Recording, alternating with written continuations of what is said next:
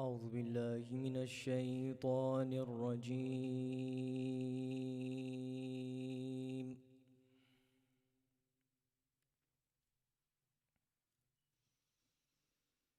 بسم الله الرحمن الرحيم.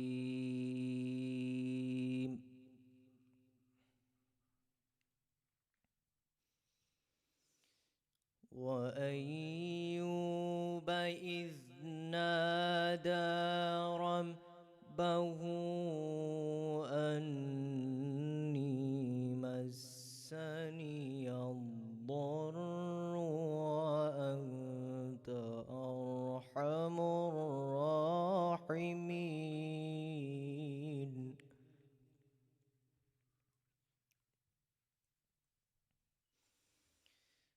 فاستجبنا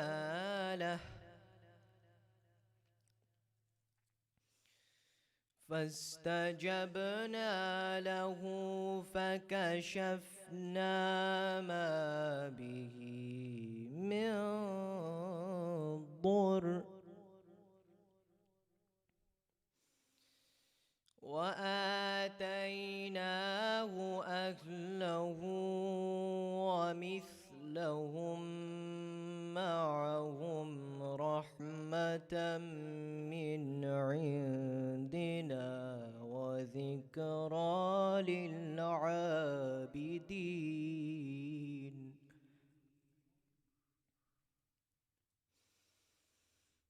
وإسماعيل وإدريس وذا الكفل كل من الصابرين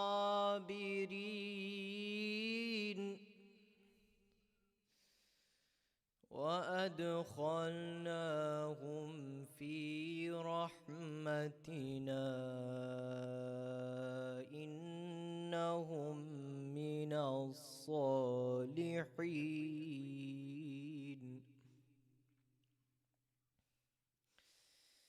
وأيوب إذ نادى ربه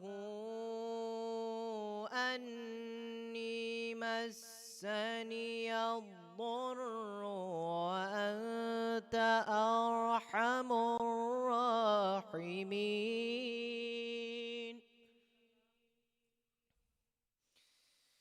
فاستجبنا له فكشفنا ما به من ضر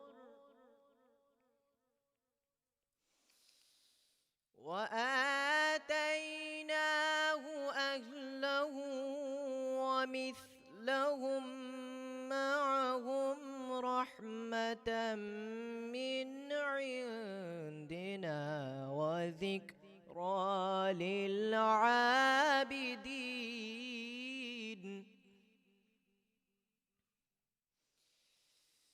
وإسماعيل وإدريس وذا الكفل كل من الصابرين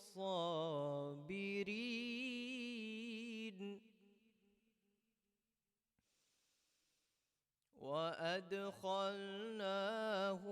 في رحمتنا إنهم من الصالحين.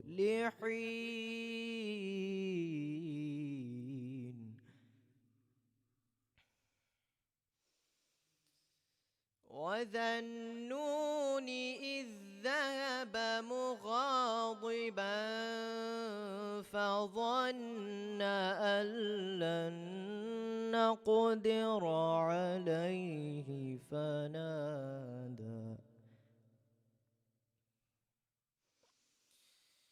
فنادى في الظلمات أن لا إله إلا أنت سبحانك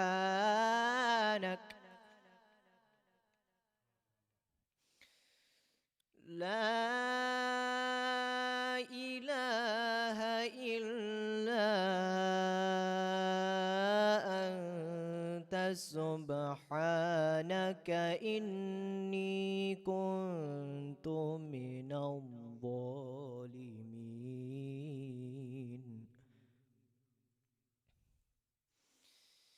فاستجبنا له ونجيناه من الغم وكذلك ننجي المؤمنين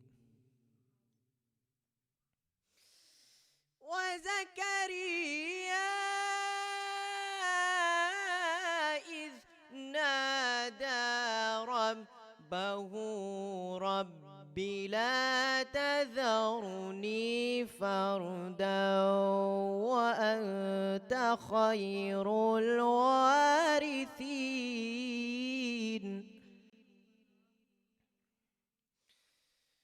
فاستجبنا له رب لا تذرني فردا وأنت خير الوارثين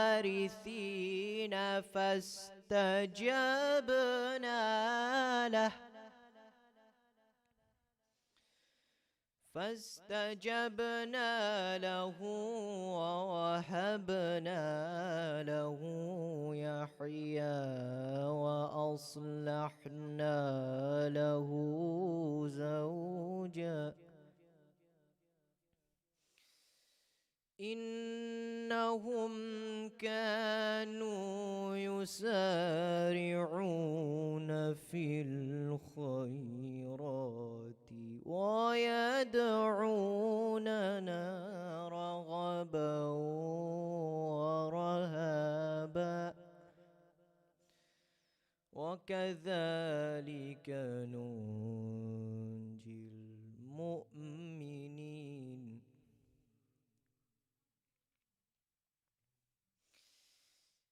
وتقطعوا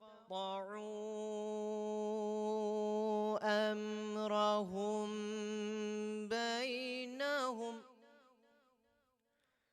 كل إلينا راجعون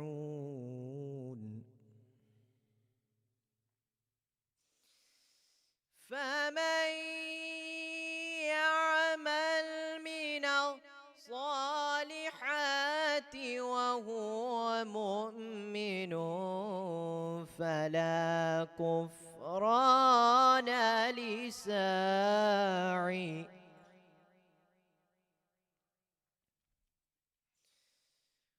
وإنهم كانوا لا يرجعون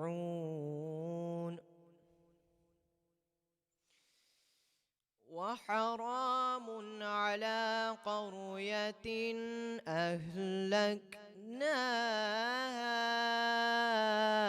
أنهم لا يرجعون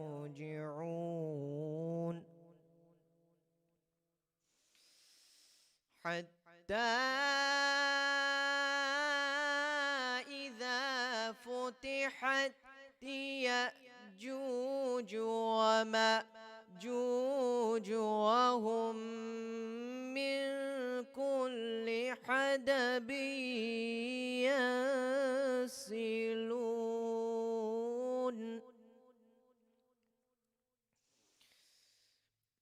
واقترب الوعد الحق فإذا هي شاخصة أبصار الذين كفروا يا ويلنا قد كنا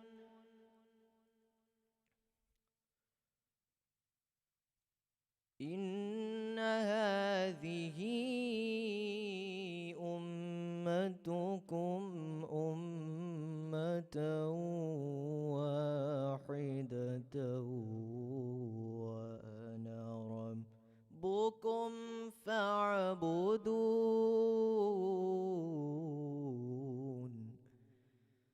सदक़ल्लाहुल अलीयुल Azeem.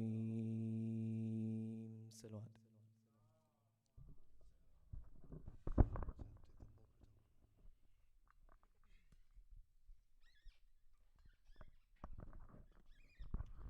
In the honor of our 12th Imam, our awaited Imam, aloud salawat.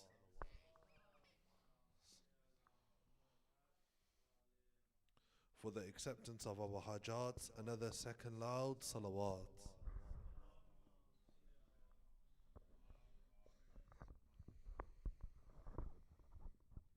मैं दावत देता हूँ ज़िक्र अहल बैत सकलैन अली साहब से कमाएं और ज़िक्र मोहम्मद व आले मोहम्मद बयान फरमाएं। बर मोहम्मद व आले मोहम्मद सलवात।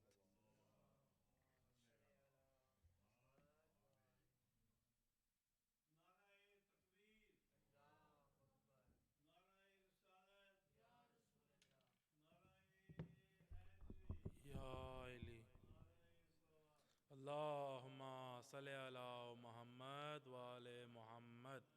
नारे तकबीर, नारे रिसालत, नारे हैदरी, हुसैनियत, यजीदियत, अहले बैत दुश्मना पर लानत, बावाज़े बुलंद सलवात, बावाज़े बुलंद सलवात। बिस्मिल्लाहिर्रहमानिर्रहीम अल्हम्दुलिल्लाहि रब्बिल आलमीन अर्रहमानिर्रहीम मालिकि यौमिद्दीन इय्याका नअबुदु व इय्याका नस्तईन इहदिनस सिरातल मुस्तकीम सिरातल लज़ीना अनअमता अलैहिम गैरिल मग़ज़ूबि अलैहिम वलद्दालीन। सलवात।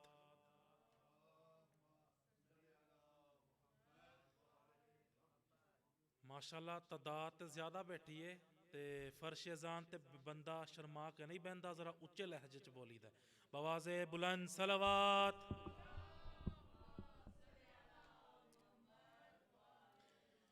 बिस्मिल्लाहिर्रहमानिर्रहीम बिहक़्क़े अली मुर्तज़ा बिहक़्क़े सैयदा फ़ातिमा ज़हरा बिहक़्क़े हसन मुज्तबा बिहक़्क़े गरीब करबला बिहक़्क़े 14 मासूमीन अल्लाह की बारगाह में दुआ करता हूँ कि आप सब मुमिनीन मुमिनात का तुराया इस फ़र्श अज़ा पर बीबी पाक कबूल फ़रमाए। आपकी जो भी दिली हजात हैं अल्लाह ताला उसको कबूल फ़रमाए। आपकी जो भी मुश्किलात हैं उनको दूर फ़रमाए। इमाम सजाद के सदक़े में जितने भी मोमिन मोमिनात बीमार हैं अल्लाह ताला उन सबको शफा अता फ़रमा। जितने भी बे औलाद हैं उनको रुबाब की उजरी गोद का वास्ता औलाद अता फ़रमा। ए अल्लाह तेन उस हुसैन का वास्ता जरा अंदर या हल मिन्ना सिन यंसुरना हल मिन्ना सिन यंसुरना तेन उस गरीब हुसैन दा वास्ता जितने आज़ादार मजलूम हुसैन मोमिनीन मोमिनात मेरे ज़ुम्मे दवाई लगाई सब की दुआ कबूल फ़रमा। 12वें आका का ज़हूर जल्द अता फ़रमा। करबल ज़ियारत करबला नजफ़ क़ाज़मैन समरा नसीब अता फ़रमा।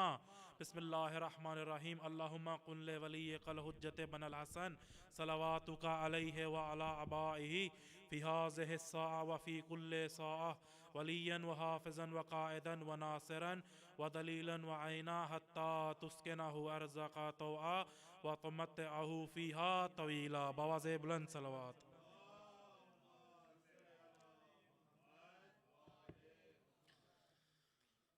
अली का नाम लेने से दिल को सुकून मिलता है।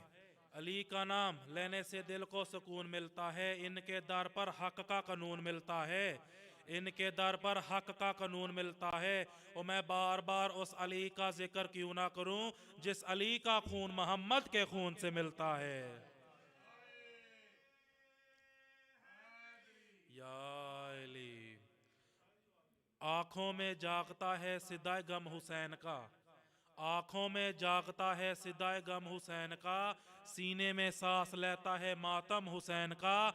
एक पल थी हुकूमत यजीद की, एक थी पल हुकूमत यजीद की, आज भी रोशन है परचम हुसैन का। बवाज़े बुलंद सलवात।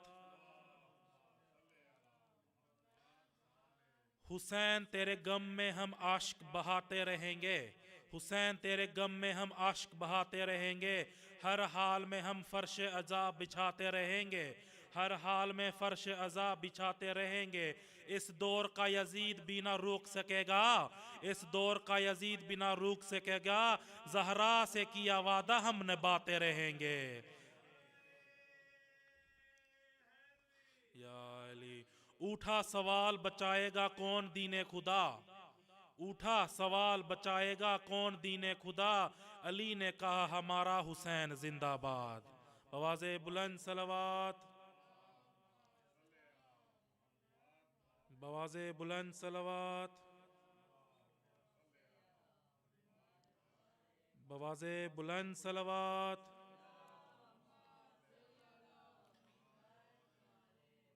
कसीदा पढ़न लगा जो इमाम हुसैन बीबी ज़हरा दी पाक जोली है, मुहम्मद दा वेरा है, फरिश्ते भी आंदे तवाफ करके वापस पे वलवंदे फरिश्ते। इमाम हुसैन है, बीबी ज़हरा दी पाक जोली है, जिरा कसीदा फरिश्तियां ने पढ़िया उवा पिया सुनेना। बवाज़े बुलंद सलवात, या हुसैन या हुसैन या हुसैन या हुसैन या हुसैन या हुसैन या हुसैन या हुसैन या हुसैन या हुसैन या हुसैन या हुसैन। अरशी फरशी सैयद उम्मती साबदी है सदा, या हुसैन या हुसैन या हुसैन या हुसैन या हुसैन या हुसैन या हुसैन या हुसैन। अरशी फरशी सैयद उम्मती साबदी है सदा, या हुसैन या हुसैन या हुसैन या हुसैन। आज मलाइक सभी, आज नबी आज वली, आज गिले मानबी, आज मोहम्मद दीदी, आज मलाइक सभी, आज नबी आज वली, आज गिले मानबी, आज मोहम्मद दीदी। दीन दबानी जगते आया आखे आज खुदा, या हुसैन या हुसैन या अली, या हुसैन या हुसैन या हुसैन या हुसैन।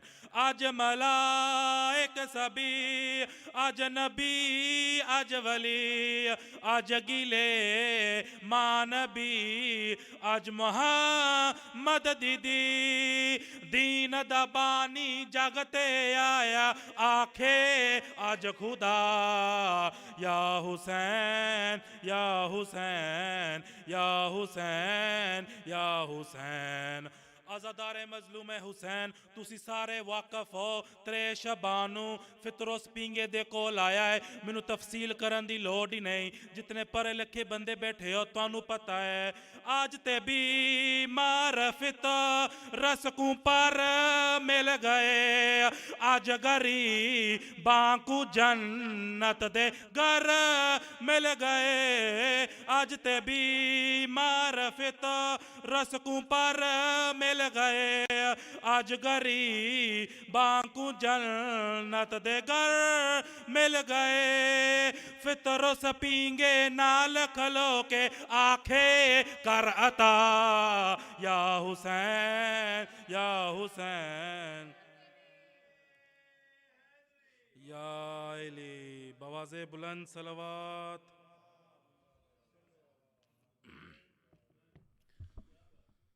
खूब उजारी है निशानी रसूल की, खूब उम्मत ने उजारी है निशानी रसूल की। आज़ादारे मजलूम हुसैन बड़े दरबार में खरी रही ज़हरा, मेरा कहना सौखा थोड़ा सुनना औखा है। आज़ादारे मजलूम हुसैन बड़े दरबार में खरी रही ज़हरा, ना जाने किस तरह हक मांगती रही ज़हरा। आज़ादारे मजलूम हुसैन जिदा मैं मसहब आज शुरू पिया करे ना, मेरा दिल चाहता है मैं उदा जिक्र करा जरी आंदी रही है बाबा तेरी तुरन दी देर आई, तेरी ज़हरा बहु रुनी है। आंदी रही बाबा तेरी तुरन दी देर आई, तेरी जहरा बाऊं रुनी है। आज़ादार मजलूम हुसैन क्योंकि अयाम मुहर्रम है, मैंने आलम दीन दे जुबान सुनिया है कि जरा असल करबला दा जोर है वो अयाम फातमिया है। असल करबला दा जोर अयाम फातमिया है। पुछो तो सही मैं बार बार क्यों पिया आना, आज़ादार मजलूम हुसैन मैं ता पिया आना जे अली दे गले विच रस्सी ना आंदी, जे अली दे गले विच रस्सी ना आंदी, आज़ादार मजलूम हुसैन ज़ैनब कैद ना होंदी। आज़ादार मजलूम हुसैन जे दरे ज़हरा को आग ना लगाते ते ज़ैनब के ख़याम को आग ना लगी होती। आज़ादार मजलूम हुसैन गुरबती हद इदों ही मुक गई जे ज़हरा मरिंदी ना हा ते अकबर नू बरछी ना लगदी। हजरकुमुल्लाह हजरकुमुल्लाह स्वाए गमे हुसैन कदी बना रहो। आज़ादार मजलूम हुसैन बड़े दरबार में खड़ी रही ज़हरा, ना जाने किस तरह हक मांगती रही ज़हरा। आज़ादार मजलूम हुसैन दो ऐसी बीबियां इस खानवादे दे अंदर जरियां वक्त तो पहलो ज़ईफ हो गई हैं, एक सकीना बिनते हुसैन, एक बीबी ज़हरा नबी दीदी। बस इतना फ़र्क है, ज़हरा प्यो दे नौकरां कोलों मरेंदी रही, सकीना प्यो दे कातलां कोलों मरेंदी रही। आज़ादार मजलूम हुसैन बड़े दरबार में खड़ी है, जालिम हंस के आंदा ज़हरा मसने तो बोल गई हैं, हंस के आंदा ज़हरा मसने तो बोल गई हैं। ज़हरा रो के आंदी है खैरात नहीं मैं हक अपना ओ दरबार चो मंग दी, पैया मैं प्यो दे इल्म दी, हायो वारिस हाँ वो मता समझे मैं बोल गईया। रो के आंदी है बाऊं देर ताई नहीं खर संग दी, सुल्तान पयो दीदियां ओ मेडे कोई नहीं मां, नबी रावां दे वो तायों खाली वेंदी, हायो पैया। ज़हरा दी कमर झुक गई है, ज़हरा दे वाल सफेद हो गए, रो के आंदी है मेरे प्यू दा मिंबर रसमाल की ताई, कानून उंदे बदला नहीं हक ना पिया दे, मेरे प्यू दा लिखया उदे मिंबर उते जुटला नहीं। रो के आंदी है हायो कतल हुसैन न ते कैद ज़ैनब दा, मेरे सामने मोरा तूला नहीं, मेरे पुत्र कुठे मैं सहवैसा वो मेरी दी बाजार रुलाने। आज़ादार मजलूम हुसैन जितने दियां दे पेके बैठे हो मैं दुआ करे ना दियां दे पेके सलामत रहन, किस्मत आई ते नबी दी दीदी प्यो दे कबर ते आ जनिए, प्यो दे कबर नुहाना लाया है। रो के आंदी है तेरा कफन भी मैला अजे नहीं होया मैं मुक गईया, रो रो के हक मंगया तेरे हायो उम्मतियां को वो मैं सैलावा गखलो के। रो के आंदी है कीती हा के मसना तदी बेअदबी। इन्ना लिल्लाहि व इन्ना इलैहि राजिऊन, इन्ना लिल्लाहि व इन्ना इलैहि राजिऊन।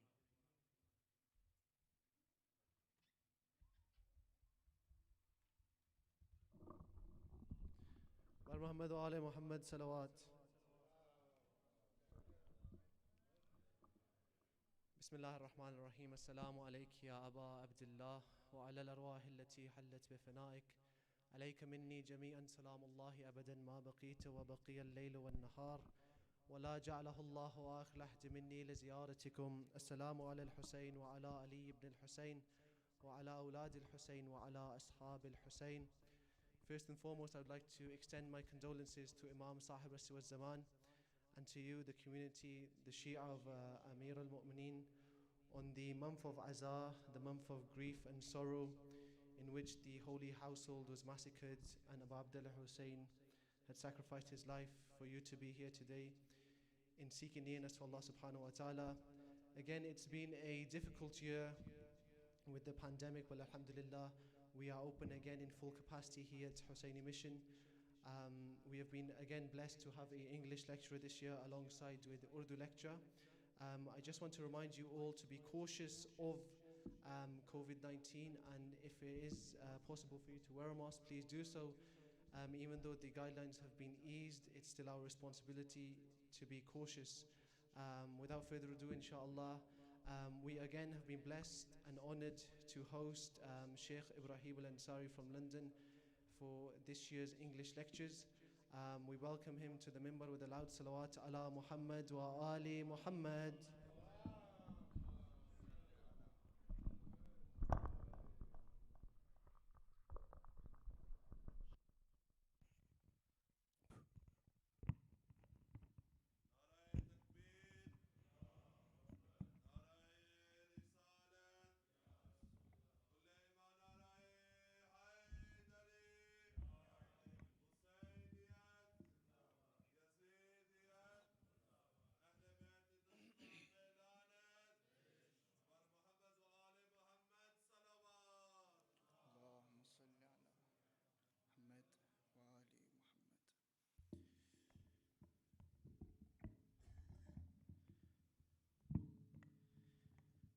صلوا على محمد وآل محمد.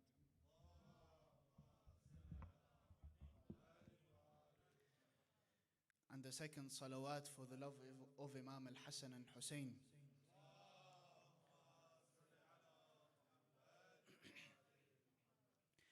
And the third and final salawat for the love of Fatima al-Zahra with the loudest of your voices.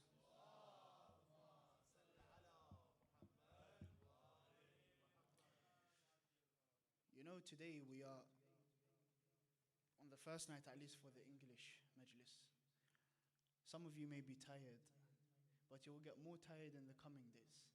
So if your salawat is this week today, I can only imagine what the salawat will be coming towards the final few days. When I say for the love of Fatima al-Zahra, what does Fatima al-Zahra mean to you? I want to hear it in your salawat. For the love of Fatima al-Zahra, a salawat with the loudest of your voices.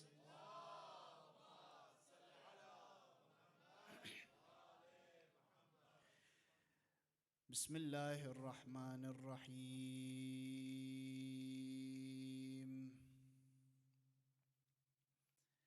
الحمد لله رب العالمين. صلى الله عليك يا مولاي يا رسول الله.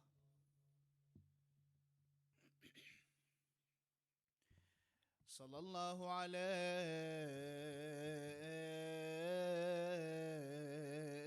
وعلى آل بيتك الطاهرين.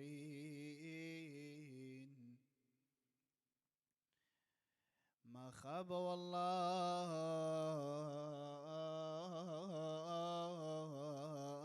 من تمسك بكم، وأمنا من لجأ إلى حصنكم سادتي. سيدي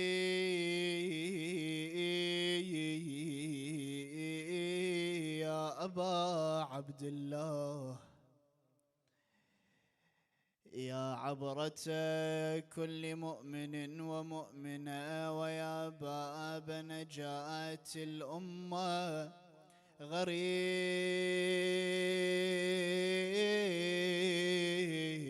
يا مظلوم كربلاء. بأبي وأمي من ذبح من القفا، بأبي وأمي من ذبح عطشانا. يا ابن شبيب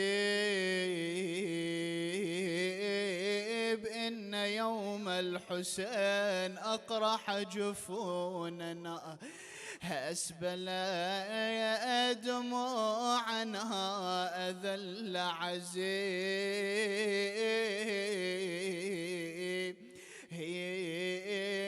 زنا سيدي يا أبا عبد الله، يا ليتنا يا ليتنا كنا معكم فنفوز فوزا عظيما. ورد في مضمون الرواية أن جبرائيل عليه السلام قال للنبي محمد صلى الله عليه وآله أن ثواب من زار الحسين عليه السلام 100 حجة و100 عمرة كلها معك. صلوا على محمد وآل محمد.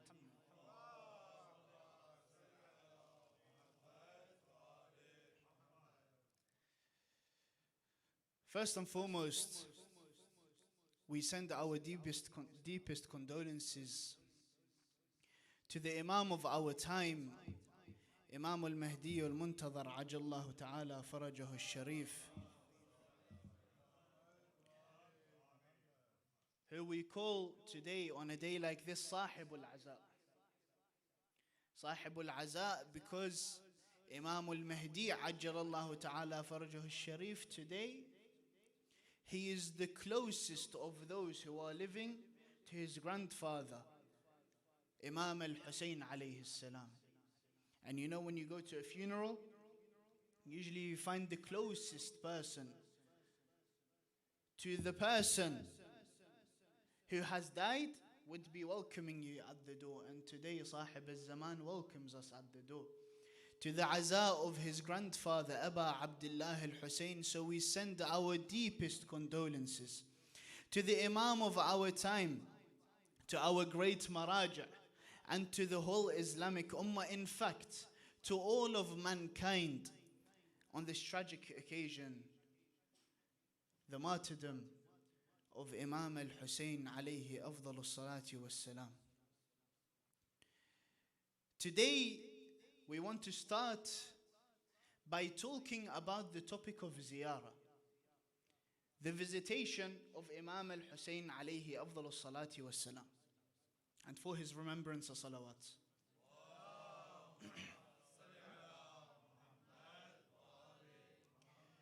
Ziyarah, the word in the Arabic language, comes back to the word zara. Zara in the Arabic language, the Arabic root word of zara means to visit. So when we talk about ziyarah, if someone zara someone, we are saying that someone has visited someone. So when we talk about ziyarah, in relation to the infallibles, we are talking about our visitation towards that specific infallible. In the case of, for example, Imam al-Hussain alayhi afdalu salati wassalam, and how much do we miss the ziyarah of Aba Abdullah, especially this last year, where many of us who are yearning to be there on Arba'in were not able to. I pray to Allah on this pulpit, with the presence of Fatima al-Zahra in our majlis, to grant us the visitation this Arba'in. That is us visiting Imam al-Hussain. Now many people would come and say, where did this ziyarah come from? Ziyarah between people? Okay, no problem. Where did this whole ziyarah between a person who is alive to a grave come from? The answer is very simple. We were not the first to do that. We take our examples from who? The Quran says, وَلَقَدْ كَانَ لَكُمْ فِي رَسُولِ اللَّهِ أُسْوَةٌ حَسَنَةٌ. He had a great example in Rasulullah. We take our example from Rasulullah Muhammad sallallahu alayhi wa alih.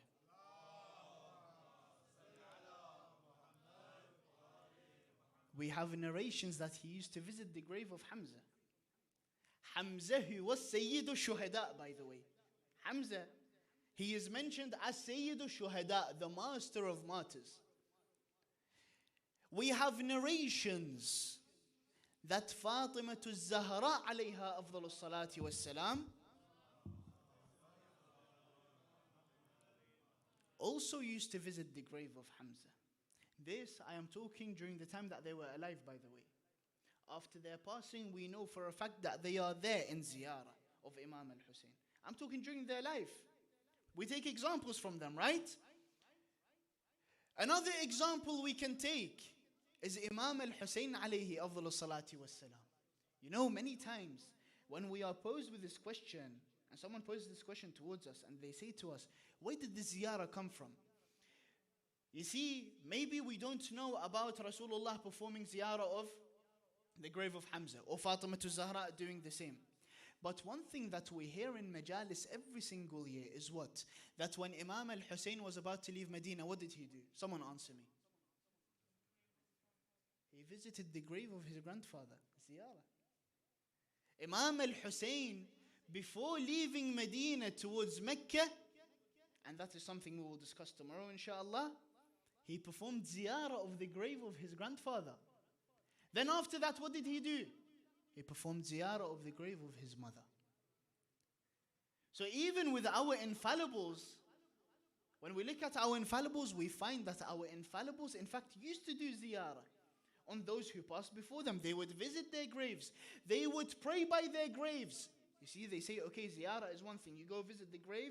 Even now in Medina, if you want to go to the grave of Rasulullah Muhammad sallallahu alayhi wa alihi wa sallam, those who supposedly are the haram police, as you would call them, those who say, those who enjoin good and forbid from evil, that type of police, today they also allow you to visit, but just to pass. Where did you get this praying and all of that? Hold on a second.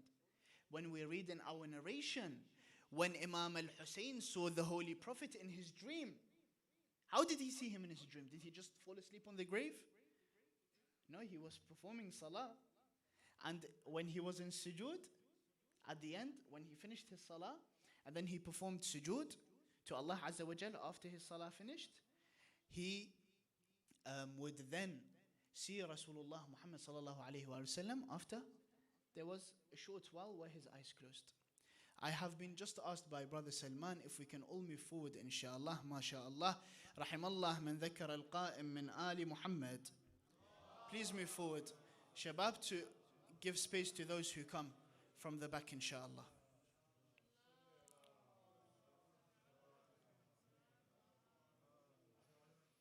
May Allah accept this service from you all.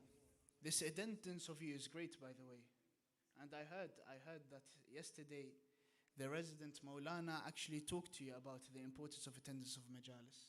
And mashallah, you all have taken the advice of the respected Sayyid. MashaAllah. Sallu ala Muhammad wa ali Muhammad.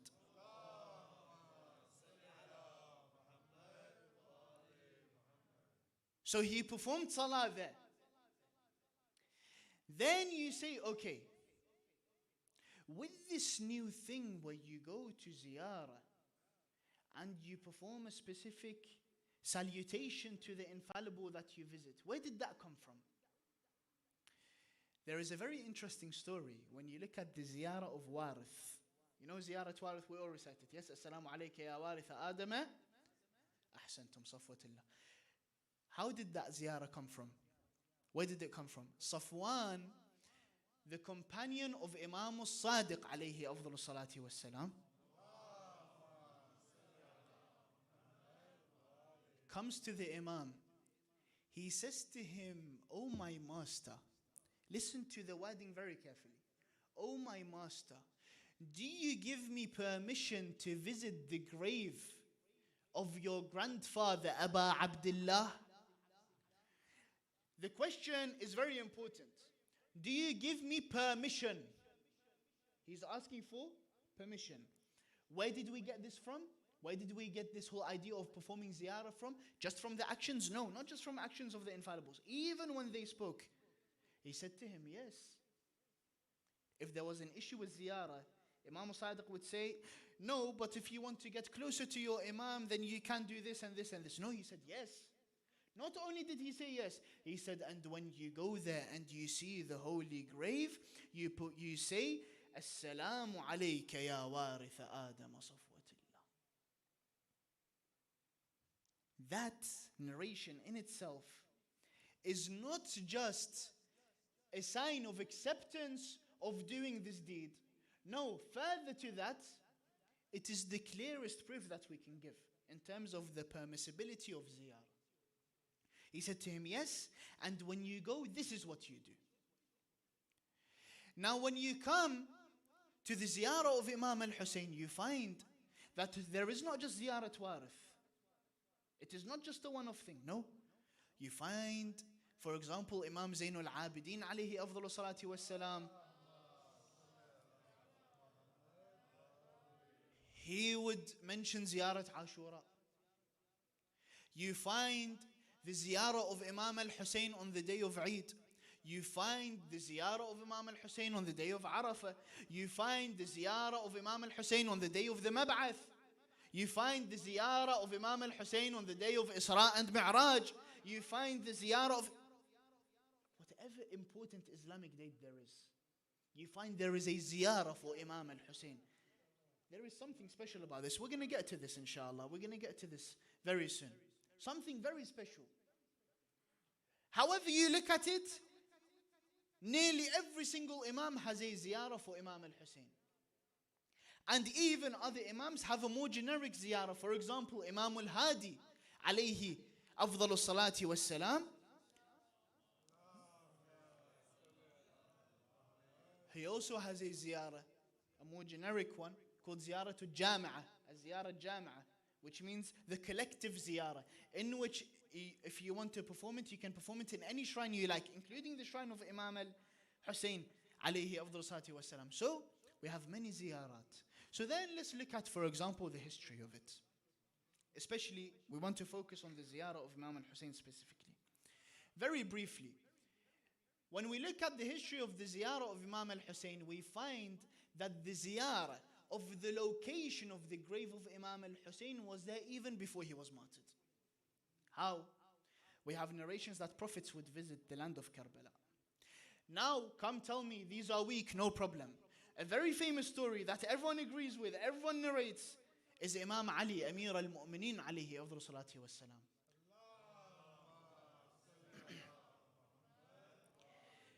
What did he do after the Battle of Siffin? He went to the ziyarah of the place where Imam al-Hussain is buried now.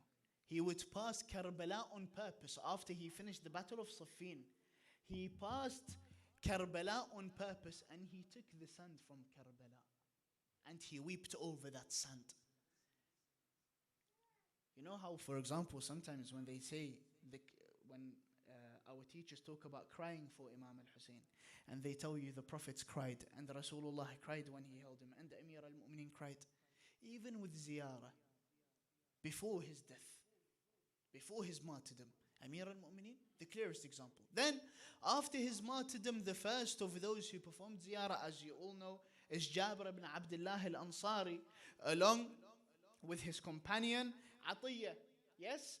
He performed the ziyarah of Imam al-Hussain on the day that we call Al-Arba'in. On that day, it is narrated that even the family members of Imam al-Hussain also arrived in Karbala on the same day, which means that the ziyarah of Imam al-Hussain historically after his martyrdom started with who? Imam Zainul Abidin, Atiyah, and the family members of Imam al-Hussain, including Imam Zainul Abidin, who is a ma'soom. Okay, before we talk about the asma of Imam Zainul Abidin, Jabir ibn Abdullah al-Ansari, this great companion of Rasulullah, from whom we have the narration of following the 12 infallibles, the one whom Rasulullah said that send my grandson Muhammadul Baqir salams from me. This person, he's just going to go walk and he is blind. He's just going to leave Medina. What? Just to have fun. And then he said, do you know what? Let's go Karbala. Of course not. Of course, there is direction from Rasulullah there. There is direction from the Holy Prophet that, oh Jabir, visit the grave of my son, Imam al-Hussain. And do you know what? Yes, there is a narration where Rasulullah turns around to Jabir. He says to him, oh Jabir, visit the grave of my grandson, Imam al-Hussain, for surely visiting him is equal to 100 Hajj and 100 Umrah with me. Jabir, a very close companion, he wouldn't just go to ziyarah just like that. No, Rasulullah ordered him to. And look at the great example that Jabir gives us in his ziyarah. I want to just take a little stop here. Look at the great example of the etiquette of ziyarah of Imam al-Hussain. And this is very important. We take this lesson from this great companion. When he arrived to Karbala, or just before he arrived, what did he do? He would wash his body. And today, you find from the most recommended access to perform ghusl. What else? He wore the purest of his clothing. This is very important. The purest of his clothing. And he would then approach Imam al-Hussain with the utmost of khushu'. Not only that, he would approach him with a heart filled with the flame of sadness. This is the etiquette of the ziyarah of Imam al-Hussain. When we go to the ziyarah of Imam al-Hussain, we go with ma'arifah.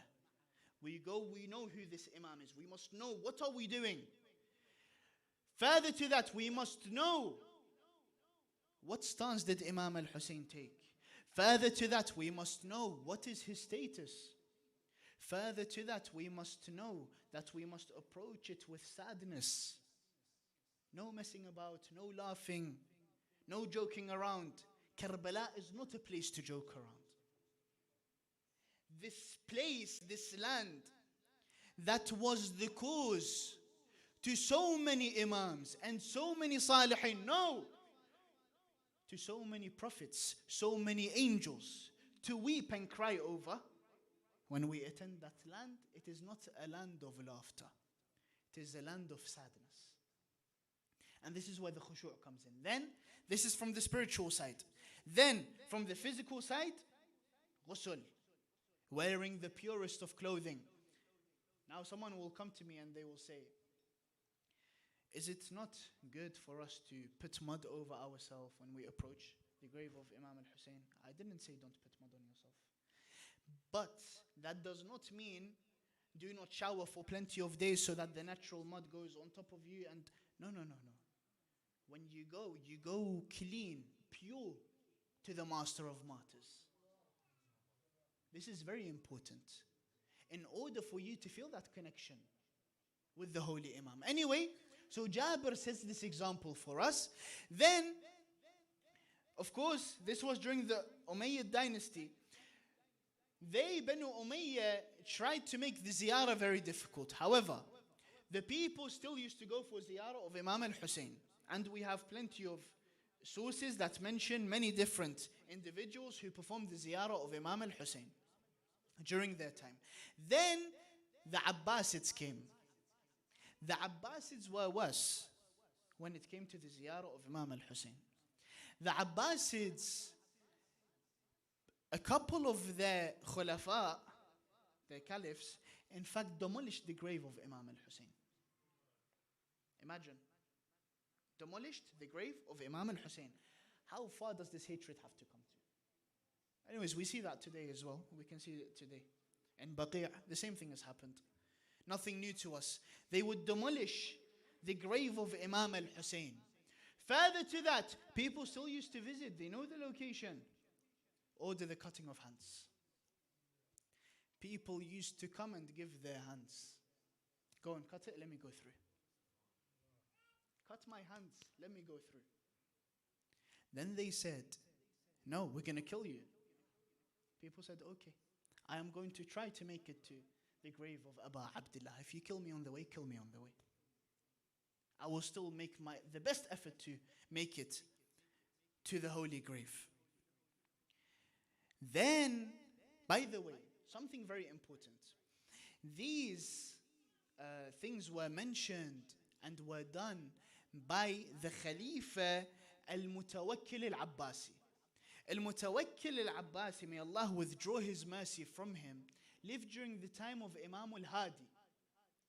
Imam al-Hadi, naturally you would think, in this case he would say, Shia, stop going for ziyarah. Causes you harm. Correct? He didn't say that. Carry on for ziyarah. Cutting hands, go for ziyarah. Killing, go for ziyarah. Then they said, do you know what? This is not working for the Shia. Because we have, the Shia of Imam al-Hussein, there's a narration that says that in their hearts that there is a flame. Yes, you've all heard it, yes? There is a flame that will never be extinguished. And that flame is what pushes us towards this ziyarah, yes? Towards Imam al-Hussein. So they said this is not working with the Shia. What do we do? So one of them said, do you know what? Let's put a penalty. This will not only make it difficult for them to visit, but also it will benefit us and our caliphate. So what did they do? They started making every za'ir of Imam al-Hussein pay 100 dinar. 100 dinar is a lot of money during that time. People still used to come. A very short story. They narrate that a lady from the side of Iran would approach. And they saw that she was barely able to walk. She did not have a camel or anything to ride on. And they saw which side she came from, which means this must be a very far distance. Why would she do all of that? And there is a charge of 100 dinar. If she had that money, then surely she would have had something to ride on. Al-Abbasi, after seeing her from his palace, he ordered them to bring her to him. They brought her to him. He said to her, why do you have nothing to ride on? She said, I just came, I'm a very poor woman, and I just came for the ziyarah of Imam al-Hussein. He said to her, you do know that there is a penalty of 100 dinar if you want to go for ziyarah? She says, yes, I know. He's confused. A poor woman, 100 dinar, yes, I know. He said to her, okay, give it to me. She would take out a bag in which there was 100 dinar and she would give it to him. He said to her, how did you get all this money? She said to him, when I heard about this penalty that you issued for the Zuwar, I spent my days and nights working for people in order to make this money. Mutawakkil al-Abbasi, we said, he demolished the grave, he killed people, he cut people's hands. What did he do? He would order for his men to take this woman and throw her in the river. She would turn around to Abu Abdullah al-Hussein. She would say to him, "Oh Abu Abdullah, I have given everything in order to come visit you. May you accept this visitation from me." Anyway, so this was during the Abbasid time. Then they started to rebuild the grave of Imam al-Hussein until it became what you see today.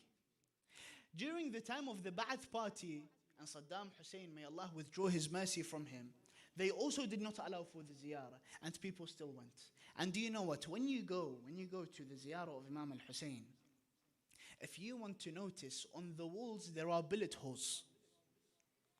That is because one day Saddam ordered to attack the shrine of Imam al-Hussein, and you can still see them today.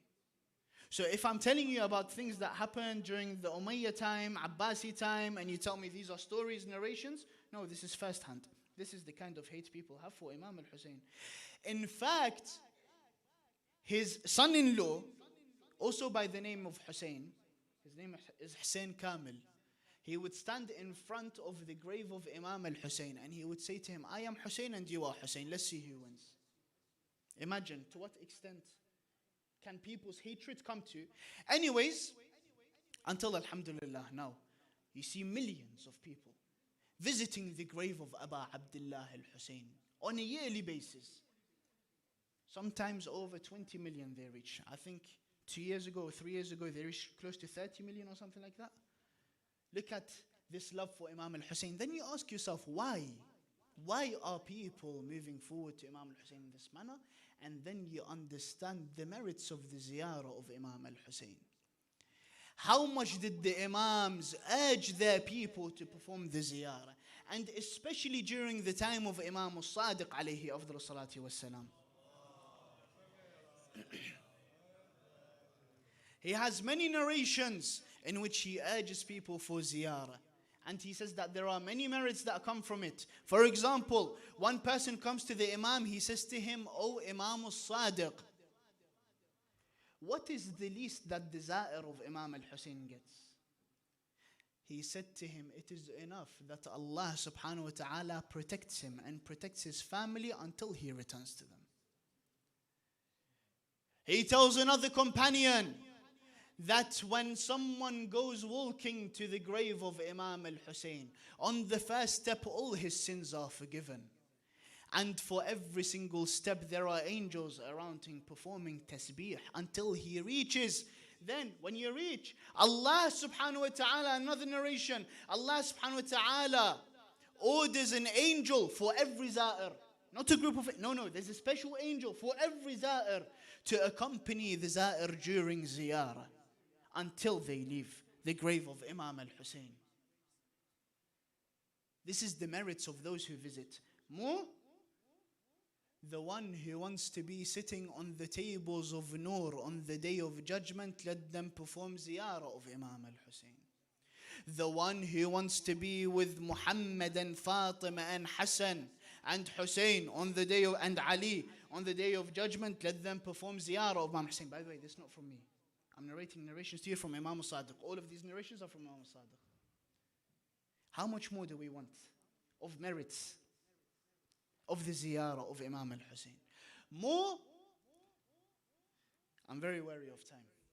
Let me just go back to the narration that we started the majlis with. That narration is a very interesting narration because many times we read that the ziyarah of Imam al-Hussain is equal to 1,000 Hajj and 1,000 Umrah. And yes, we have a narration from Imam al-Sadiq there, but here, there's another narration. And when we try to understand how this narration was narrated, we understand in even greater importance to the ziyarah of Imam al-Hussain. How? When Rasulullah was on his deathbed, Jibreel came to him. What did he say to him? "O Rasulullah, you will die from this illness that you are in. And your daughter Fatima will be the first of your holy household to follow you. Yes? She will be oppressed. Her ribs will be broken." Then he said to him, "And as for Ali, his head will be struck. And as for Imam al-Hassan, he will be poisoned. And as for Imam al-Hussain, your ummah will kill him." Rasulullah sallallahu alayhi wa alihi wa sallam, sallu ala Muhammad wa ala Muhammad,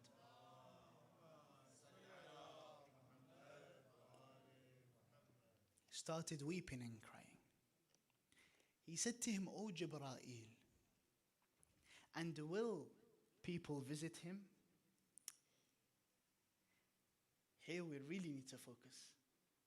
Jibreel just told him about all the calamities, yes? Rasulullah left all the infallibles. He came to Imam Hussain. For what a tragedy it is. He said to him, "And will people visit him?" He said to him, "Yes." He said to him, "And what?" Rasulullah asked Jibreel. By the way, Jibreel, when he's talking from where? Yes? He says to him, "And what thawab do these zuwar get?" He replied to him, "O Rasulullah, the one who performs the ziyarah of your grandson Imam al-Hussain, Allah will write for them 1,000 Hajj and 1,000 Umrah, all of which are with you." This is not from an Imam. This is from where? Allah Azza wa Jal. This is the thawab. Imam al-Baqir alayhi afdal salati was salam narrates, he says that the one who performs ziyarah of my grandfather Imam al-Hussain, it is as if he has visited Allah by his throne. What merits do we want to talk about?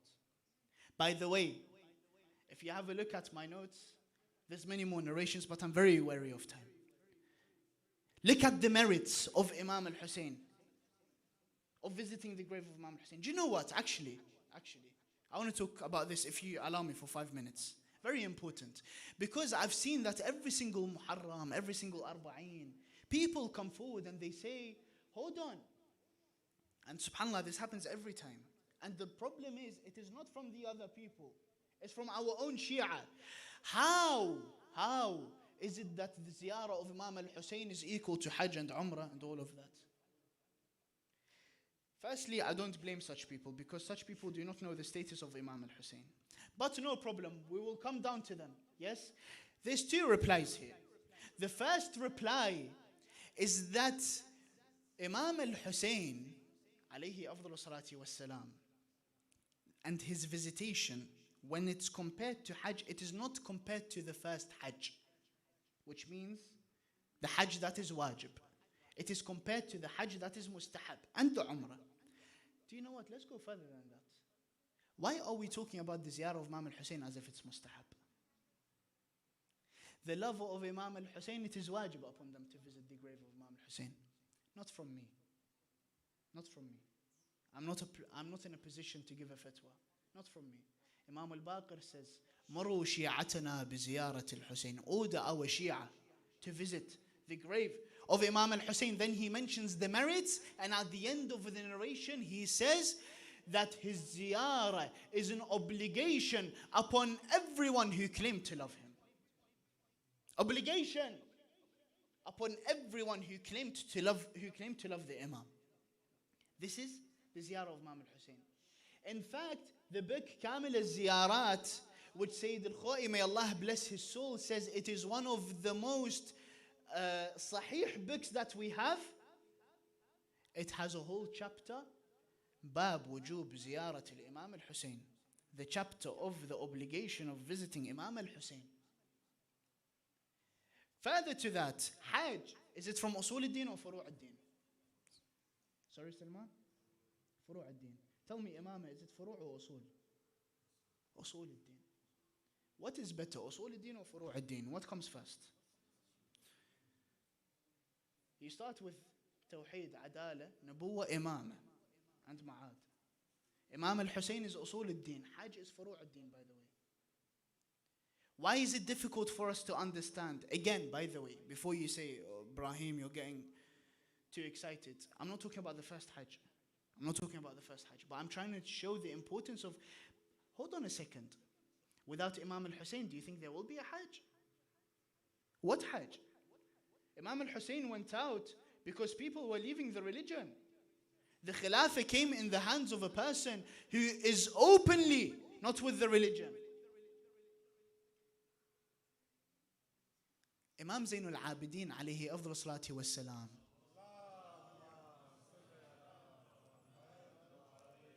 A person asks him, he says to him, who won the battle? Do you know what he replied to him? He said to him, wait for the adhan. When you hear it, you will know who won the battle. Imam al-Hussain, this is what he fought for, yes? Without that stance of Imam al-Hussain, then furthermore, why do you think from the merits of the ziyarah, we have in our narrations that Allah subhanahu wa ta'ala looks at the zuwar of Imam al-Hussain on the day of Arafat before he looks at those who are on the Mount of Arafat.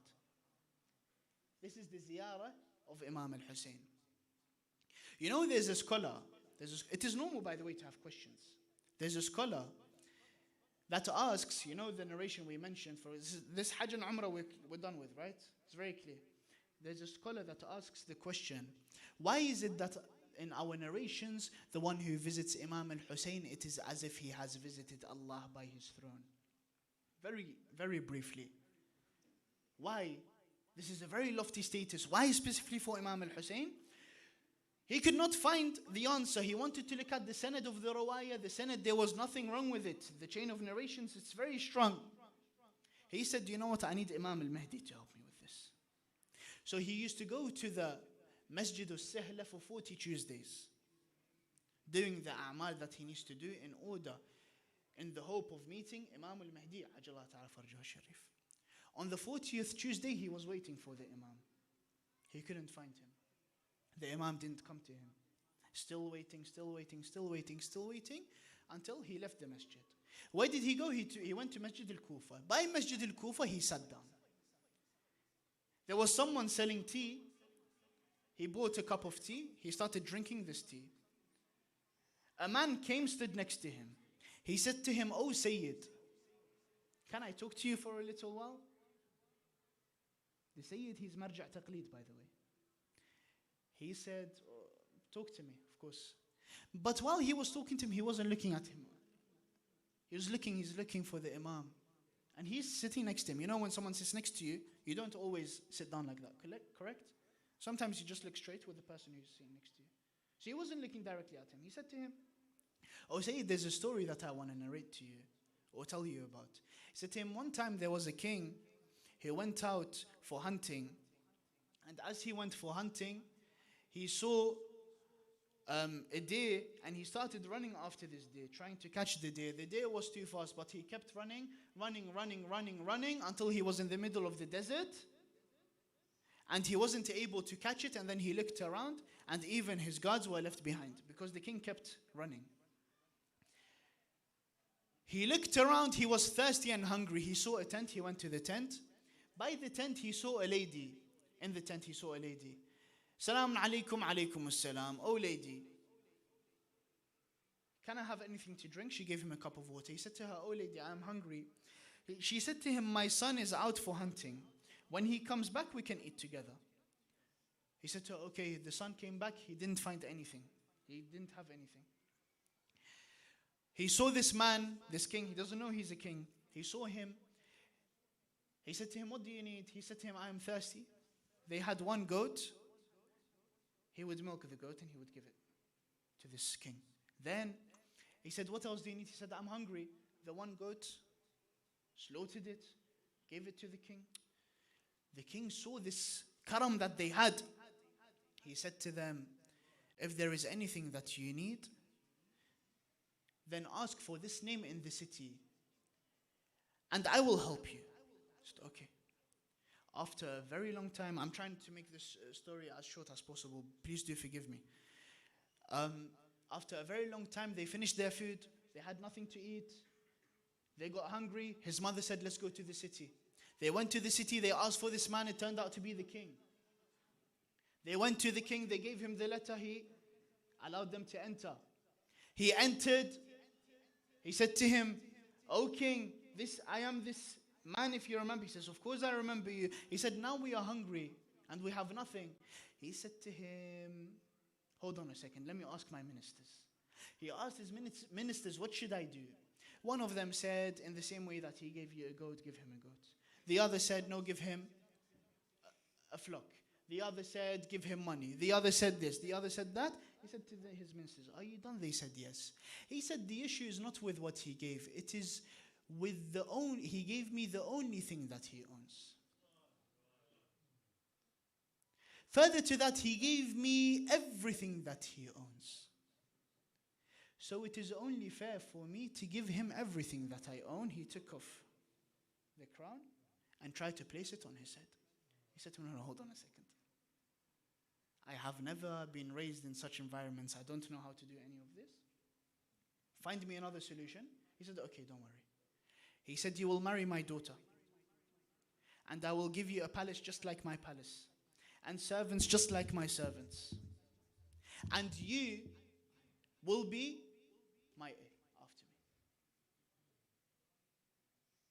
Okay, he accepted. Then he said to him, then this man turned around to the Sayyid. He said to him, "Oh Sayyid, this king who is a human being saw what this man sacrificed for him and gave him everything.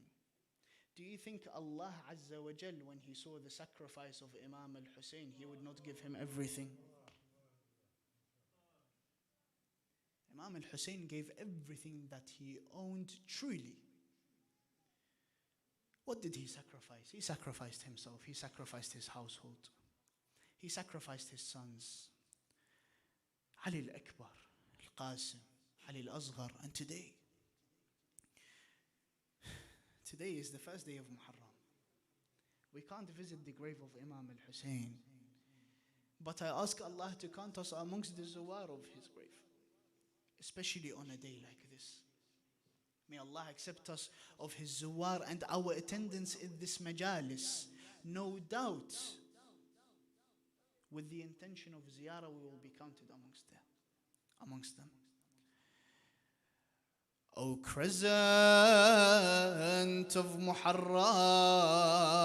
how did you reappear? Is it not you that witnessed the children in fear? O crescent of Muharram, how do you shine so bright? Is it not you that witnessed Hussein's fight? O crescent of Muharram, how do you stand so tall? Is it not you that witnessed Abbas's fall? O crescent of Muharram, do you not feel ashamed? Is it not you that saw Lady Zainab chained? O crescent of Muharram, with blood dye yourself in red, for on a spear you witnessed Hussein's head. Hussain, ya Hussain, هاجركم الله. When Imam al-Hussain would arrive at the land of Karbala, some would narrate that he would take the hand of Lady Zainab. He would say to, "Oh, Sister Zainab, this is where Al-Qasim will be struck. Oh, Sister Zainab, this is where Ali al-Akbar will be cut into pieces. Oh, Sister Zainab, this is where Ali al-Asghar will be slaughtered. Oh, Sister Zainab, this is where I will fall off my horse." Until they reached the place by the river of Furat, Imam al-Hussain would say, "Inna lillah wa inna ilayhi raji'un. La hawla wa la quwwata illa billahi al-ali al-azim." Brother Hussain, what is the matter? Oh, Sister Zainab, this is where Abbas will be struck.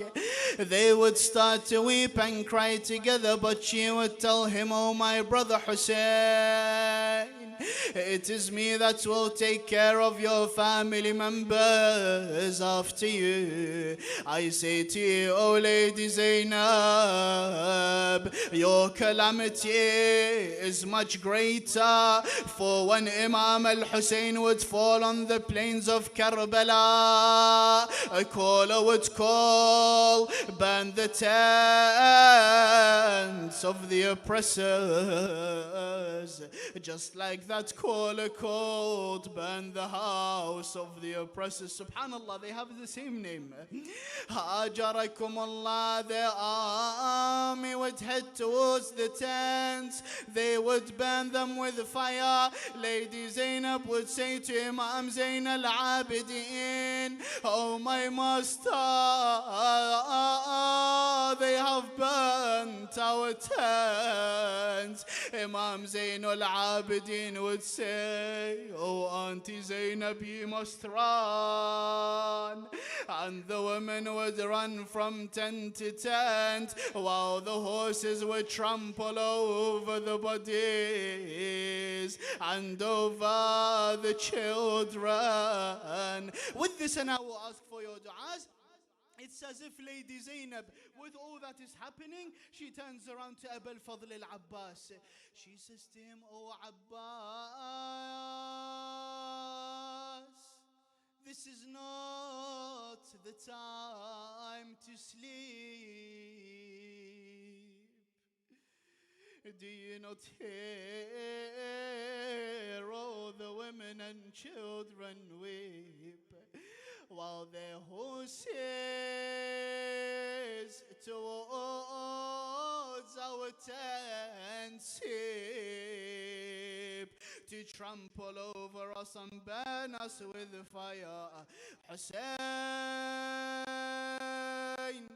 Ya Hussain,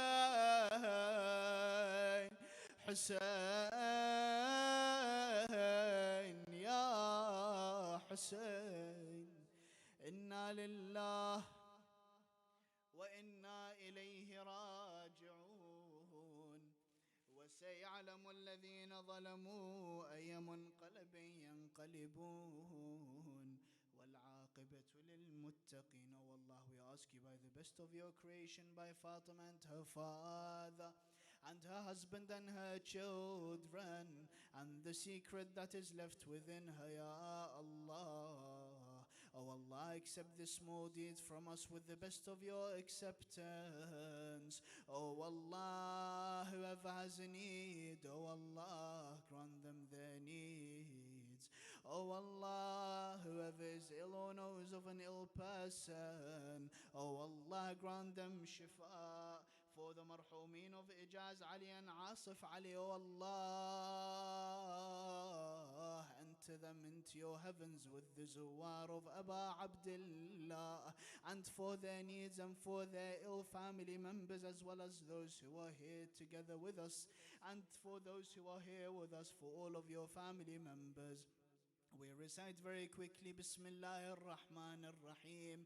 أمن يجيب المضطر إذا دعاه ويكشف السوء.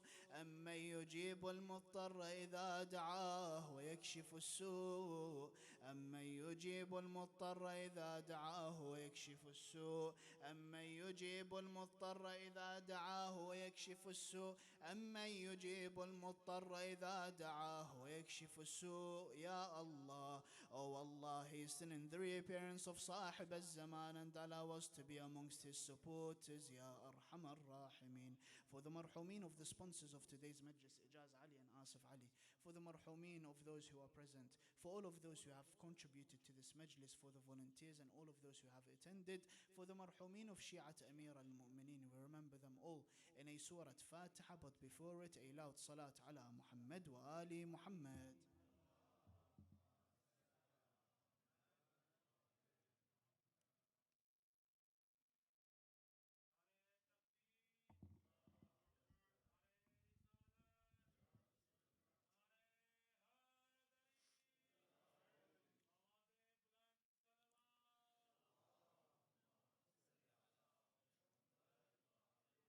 نعرہ تکبیر، نعرہ رسالت، کل ایمان نعرہ حیدری، بر محمد و آل محمد صلوات.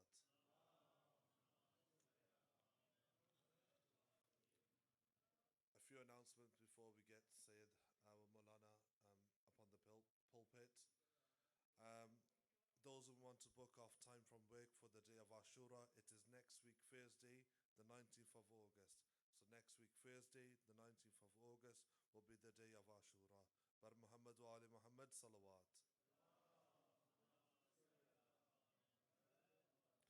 Unfortunately, again today the program started very late, so we've changed the time in. Tomorrow, inshallah, we'll be starting the program at 6:30 with Sheikh Ibrahim on the pulpit for 6:50, followed by our honorable guest Maulana Sayyid Niyal Sainakwi.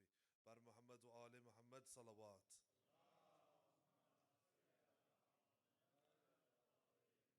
So I humbly request everybody to please be time efficient so we can start the program on time. Also, we have a message which I forgot to mention yesterday. We know with the COVID restrictions being lifted, we're not making it obligatory upon you to wear a face mask. But if you want to, there are face masks provided, and we encourage you to wear face masks within the hall. bar Muhammad wa ali Muhammad salawat. I would now like to invite our honorable guest Maulana Sayyidina Hussain Nakvi to deliver the topic of Marif Imam. We welcome him with a loud salawat.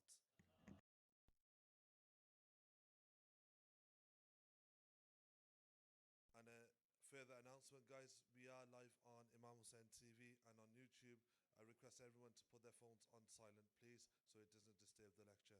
Bar Muhammad wa ali Muhammad salawat.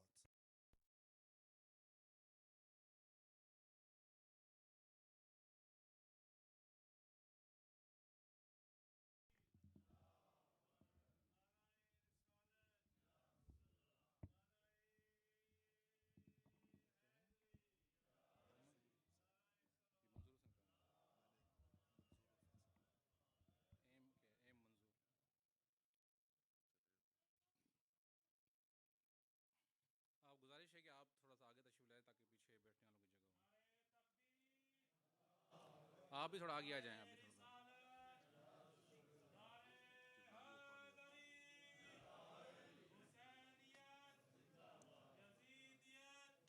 थोड़ा time तो भी कब ख़त्म करना है? कब ख़त्म करना है? 9 बजे तक ले जाएं। 9 बजे कर लें, 2 बजे थोड़ी नमाज थोड़ी देर है। नहीं 9 बजे तक तो नहीं, 9 बजे नमाज है। चलो 55 ख़त्म करो। ये कह रहा है, शबीर कह रहा है। पानी कैसे पीना है? ठीक है।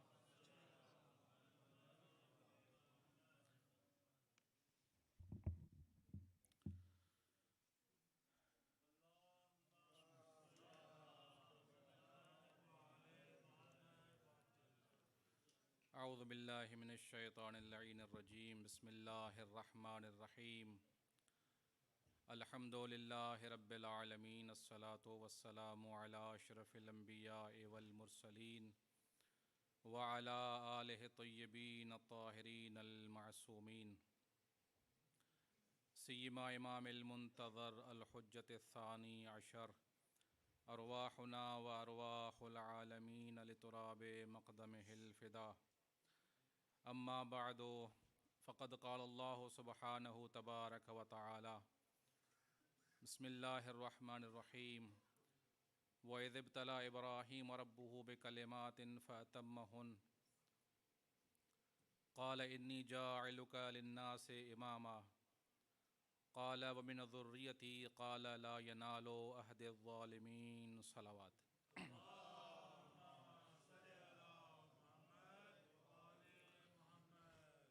दुआ है कि परवरदिगार आलम आप तमाम अज़ादारों का इस फ़र्श अज़ा पे तशरीफ़ लाना अपनी इबादत में शुमार फ़रमाए।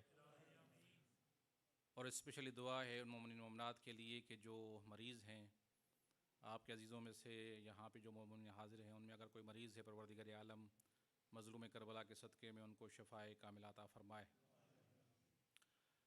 और दुआ है बारगाह इलाही में कि जहाँ पर भी ज़िक्र हुसैन, मजालिस इमाम हुसैन अलैहिस्सलाम बरपा हैं, उन तमाम मजालिस को, तमाम मुमिनात को अपने हिफ्ज़ अमान में करार दे। मिल के सलवात पढ़े मोहम्मद व आले मोहम्मद पर।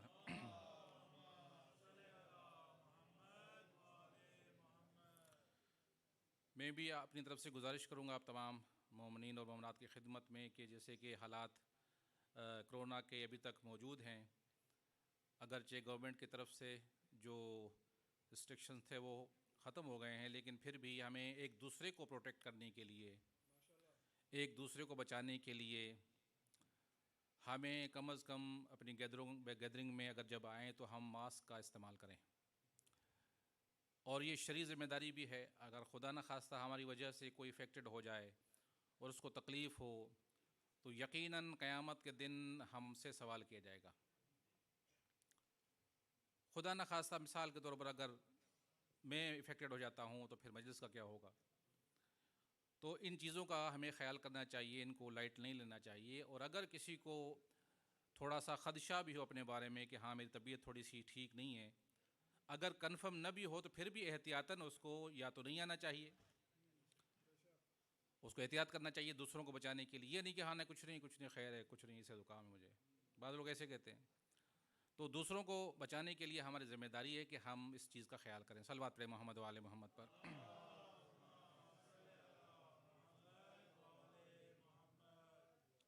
दुआ करते हैं कि परवरदिगार आलम बानियान मजलिस मंजूर हुसैन साहब और फैसल हुसैन अल्लाह ताला इनके इस प्रोग्राम को कबूल फरमाए, इस मजलिस को कबूल फरमाए और इनके रोज़ी और रिज़्क़ में बरकत फरमाए।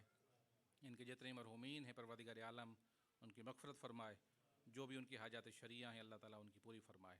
मिल के सलवात पढ़े मोहम्मद व आले मोहम्मद पर।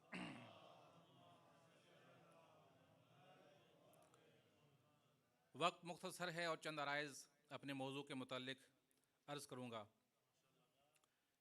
हमारी गुफ्तगू इमाम की ज़रूरत के हवाले से थी।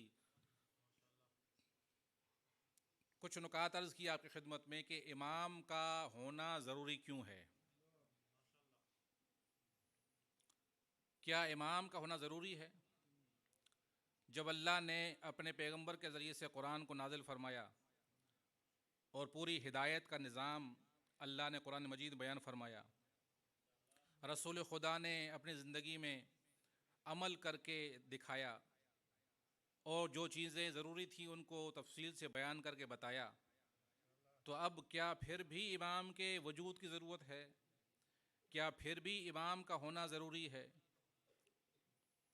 या दूसरा सवाल ये है कि जो मुसलमान इमामत के कायल नहीं हैं, जो इमाम के वजूद के कायल नहीं हैं, जिस तरह से हम इमाम के लिए अक़ीदा रखते हैं वो इस तरह से इमाम के वजूद के कायल नहीं हैं, तो फिर क्या फ़र्क पड़ता है? अगर वो इमाम के कायल नहीं है तो वो भी तो नमाज़ पढ़ रहे हैं, रोज़ा रख रहे हैं, दीन के अहकामात पर अमल कर रहे हैं, अपनी इस्लामी दीनी ज़िंदगी गुजार रहे हैं, तो फिर इमाम का ज़रूरी होना क्यों ज़रूरी है? इमाम का वजूद ज़रूरी क्यों है?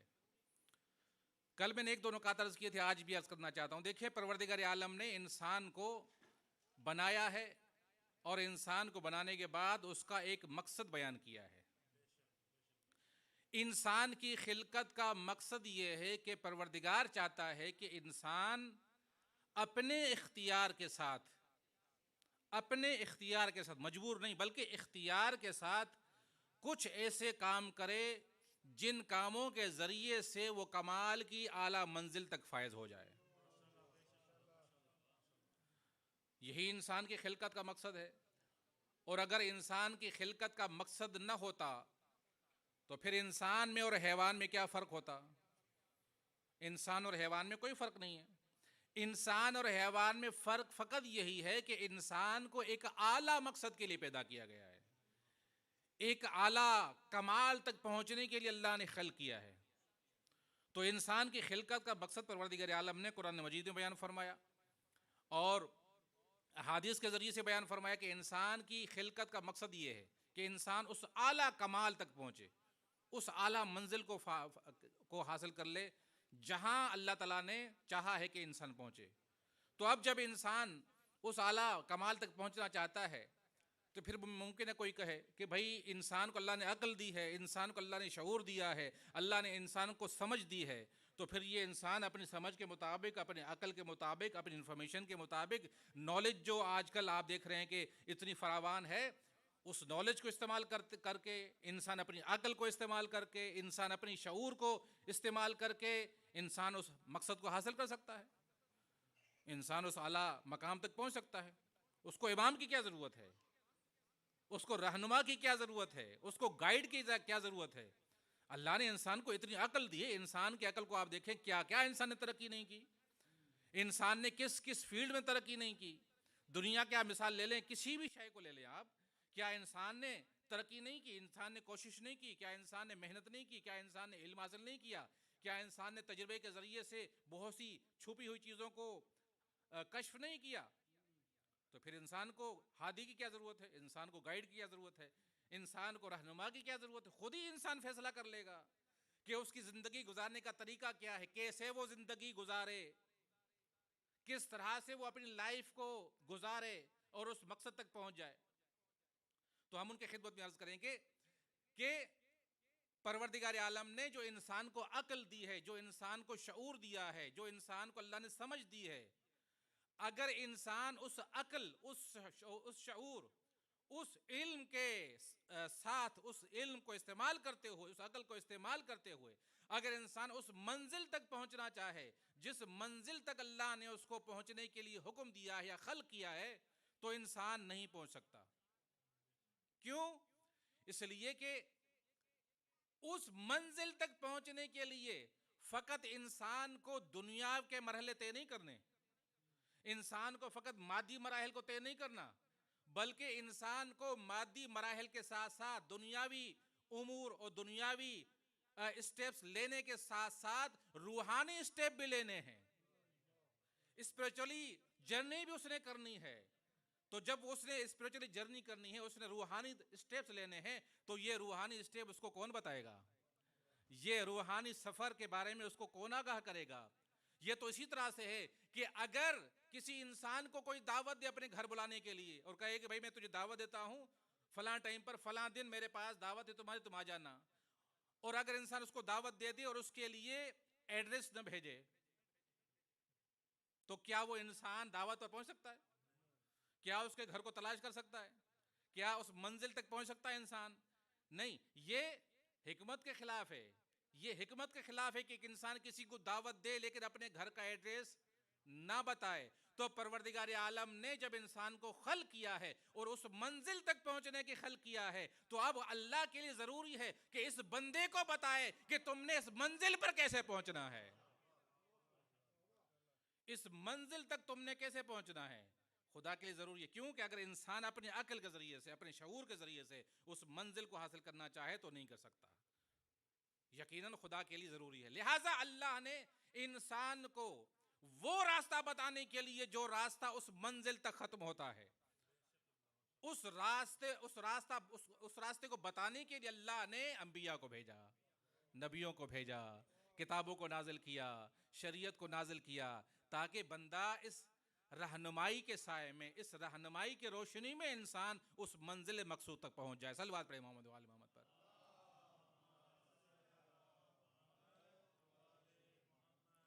लिहाजा इंसान अपना इल्म जरूर इस्तेमाल करे, अपनी अकल को जरूर इस्तेमाल करे, इंसान अपना शऊर जरूर इस्तेमाल करे, लेकिन उसकी लिमिट है।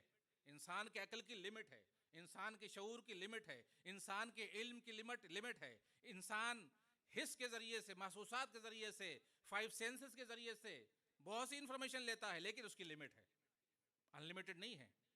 लेकिन जो दरवाजे अंबिया के जरिए से अल्लाह ने खोले हैं, जो दरीचे अल्लाह ने अपने अंबिया के जरिए से खोले हैं, वो इंसान कभी भी नहीं खोल सकता, क्योंकि इंसान मादी है और उसकी तको दो मादियात तक है, उससे मावरा, उससे आगे उसकी पहुंची नहीं है। लिहाजा अल्लाह के ऊपर जरूरी है कि वो ऐसे नुमाइंदों को भेजे कि वो उस दुनिया के बारे में उसको बताएं कि जो अनसीन है, जिसको देखा नहीं जा सकता, जिसको महसूस नहीं किया जा सकता। हाँ, अगर कोई सादिक मुसद्दिक बताए तो फिर इंसान को यकीन आ जाता है। सल्लल्लाहु अलैहि मोहम्मद व आले मोहम्मद पर।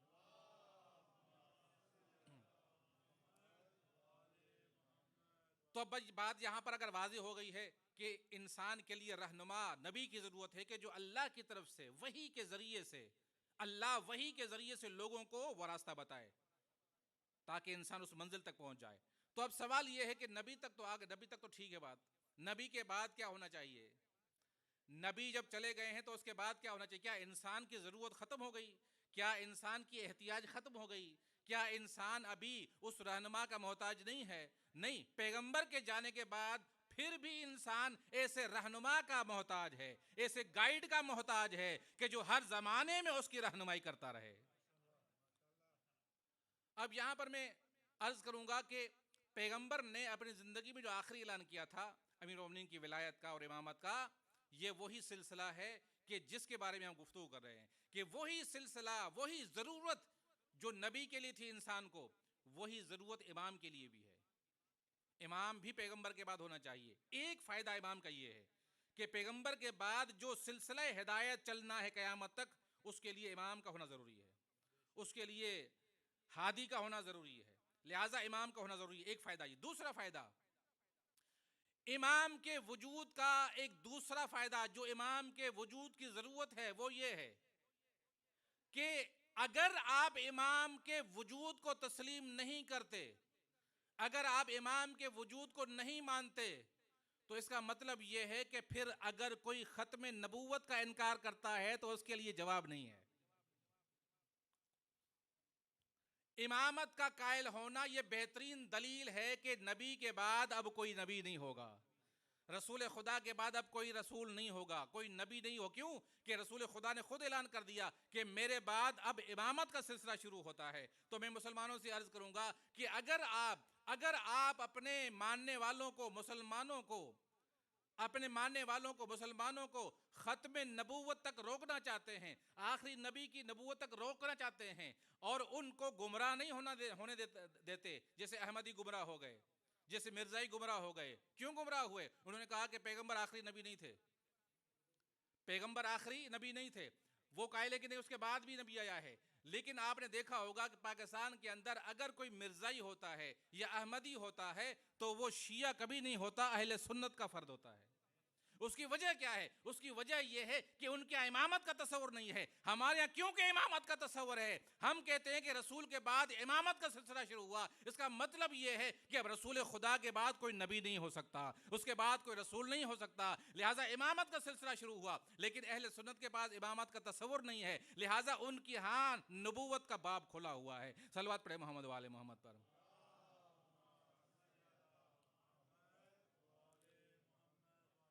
लिहाजा इमाम का होना ज़रूरी है इस हवाले से भी कि इमाम ख़ातमुन नबीयीन के लिए दलील है, आखिरी नबी के नबूवत के लिए दलील है। उनका वजूद नबूवत का दरवाज़ा बंद कर देता है, ये एक फ़ायदा है। कल मैंने अर्ज़ किया था आपकी खिदमत में कि कुछ नुकात अर्ज़ किए थे ज़रूरत इमाम के हवाले से। आज भी मैंने अर्ज़ किया कि उस हवाले से चंद नुकात अर्ज़ करूँगा और फिर कल इंशाल्लाह और जो गुफ्तगू है इमामत के हवाले से वो आपकी खिदमत पेश होगी। सल्लल्लाहु अलैहि मोहम्मद वाले मोहम्मद पर।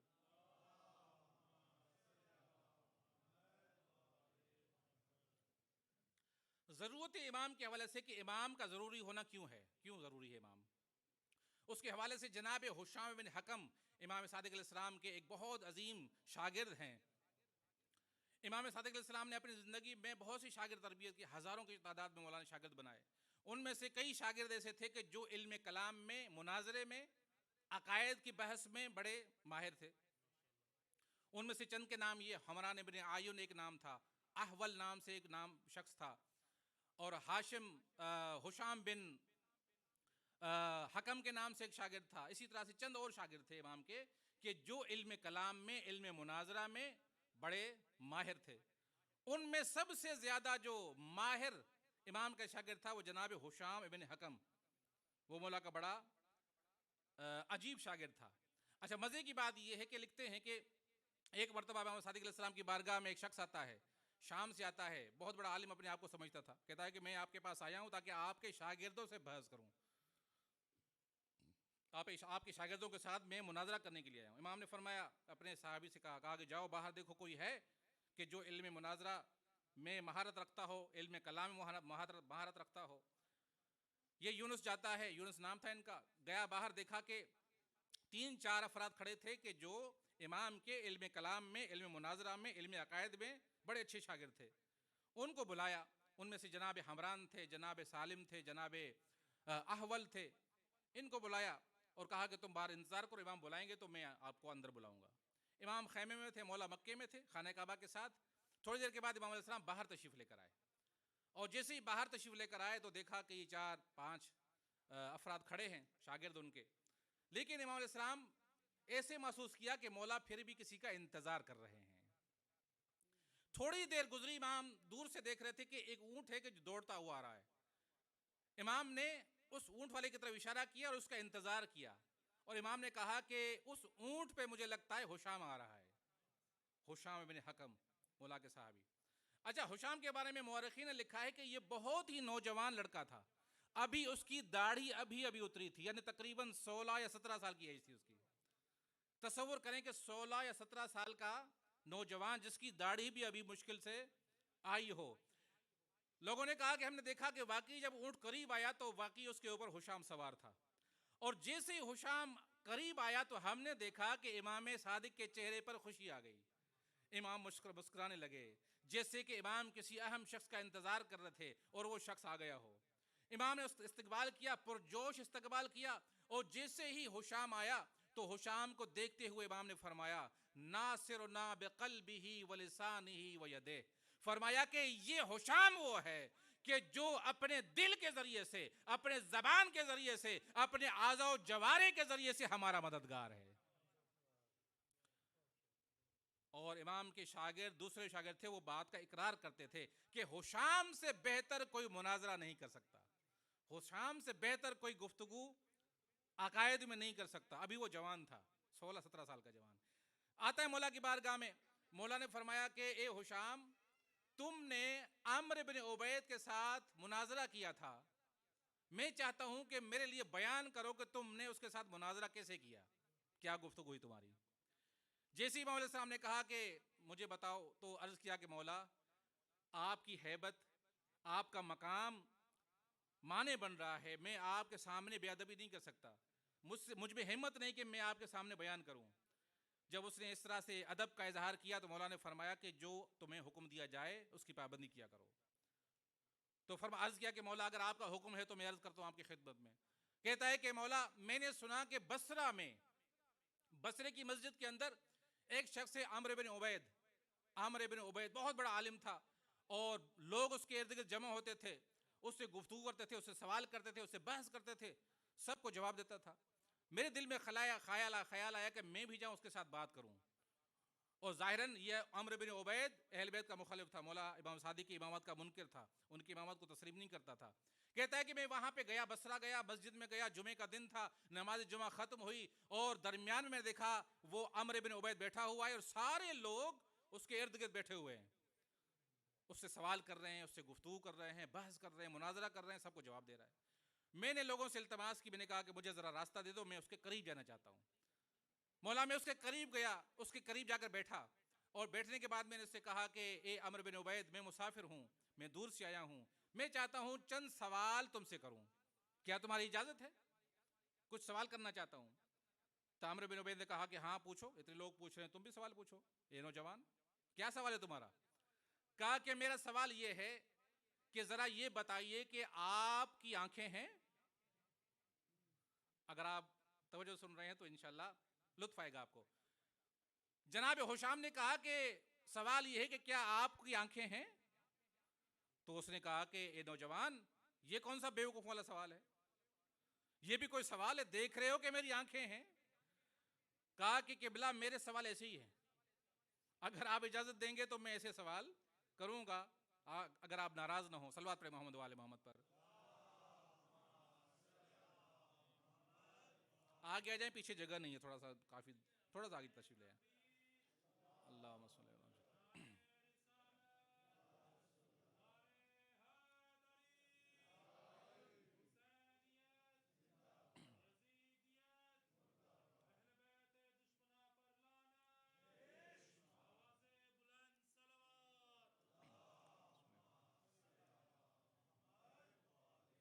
कहा कि बिला, मेरे सवाल ऐसे ही हैं, अगर आप इजाजत दे तो मैं ऐसे सवाल पूछूंगा। कहा कि ठीक है पूछो।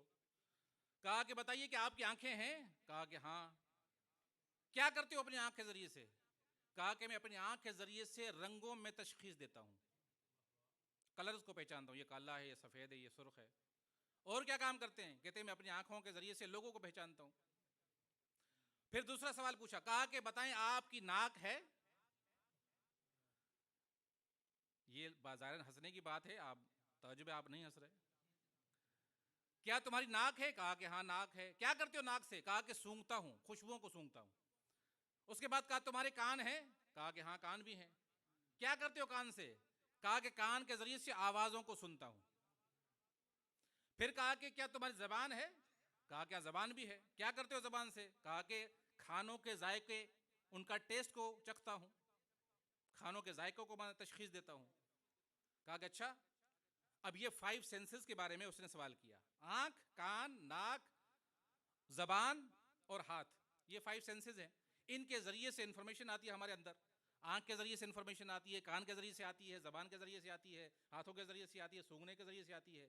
ये इंफॉर्मेशन हम कलेक्ट करते हैं 5 सेंसेस के साथ। तो उसने जवाब दिया। उसके बाद सवाल किया, कहा कि जरा ये बताओ, क्या तुम्हारे पास दिलो दिमाग भी है? क्या तुम्हारे पास दिलो दिमाग है?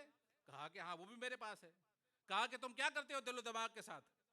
तो उसने कहा कि मैं दिलो दिमाग के जरिए से ये काम लेता हूं, जब ये मेरे 5 सेंसेस, आंखें, कान, जबान, नाक, जब इनके जरिए से कोई इंफॉर्मेशन आती है और उस इंफॉर्मेशन में ये आज़ा, ये 5 सेंसेस, ये हवा से खमसा जब तरदीद का शिकार होते हैं, जब शक का शिकार होते हैं, जब इनको नहीं पता चलता कि सही क्या है और गलत क्या है, हक क्या है और बातिल क्या है, तो ये जितने भी हैं ये अपनी इंफॉर्मेशन को दिलो दिमाग की तरफ भेज देते हैं और फिर मेरा दिलो दिमाग जो होता है वो फैसला करता है कि सही क्या है, गलत क्या है, हक क्या है, बातिल क्या है।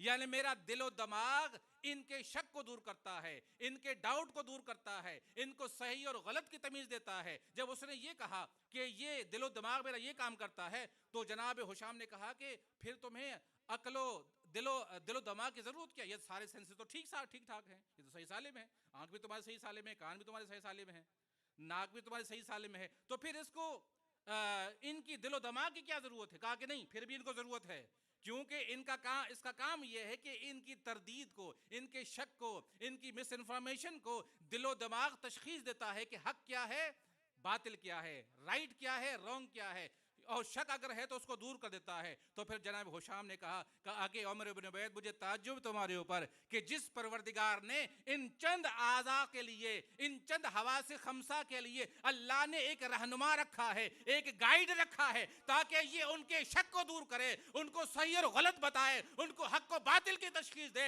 तो फिर परवरदिगार ने इतने इंसानों को ऐसे ही छोड़ दिया। अगर वो शक में चले जाएंगे तो उनको कौन बताएगा कि हकीकत क्या है? अगर वो बातिल को नहीं पहचानेंगे तो कौन बताएगा कि बातिल क्या है? लिहाजा अल्लाह के लिए जरूरी है, जैसे जिस्म के लिए अल्लाह ने एक दिलो दिमाग को रखा है ताकि उनके हकीकत को बयान करे, इसी तरह से इमाम होता है जो लोगों के शक को दूर करता है, हक को बातिल की तमीज कराता है।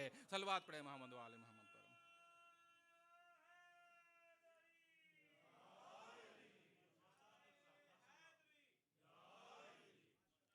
कहा कि इमाम की जरूरत ये है, तुम कहते हो इमाम की जरूरत नहीं है, इमाम की बड़ी जरूरत है। इंसान कहां जाए जब उसको नहीं पता चले हक क्या है, बातिल क्या है? दुनिया के अंदर कितने इंसान ऐसे मौजूद हैं जिनको हक का पता नहीं है, कितने इंसान मौजूद हैं दो दो बातें, तीन बातें सुनते हैं, कंफ्यूज हो जाते हैं, शक में पड़ जाते हैं, क्या हकीकत है, क्या हकीकत नहीं है। तो इनको कौन बताएगा कि हक क्या है? इनको कौन बताएगा कि हकीकत क्या है? ये इमाम ही तो है कि जो अल्लाह की तरफ से आता है, इल्म लेकर, नॉलेज लेकर आता है, जो हकीकत को बयान करता है, जो हक को वाज़े करता है, जो शकों को दूर करता है। यही तो ज़रूरत है इमाम की।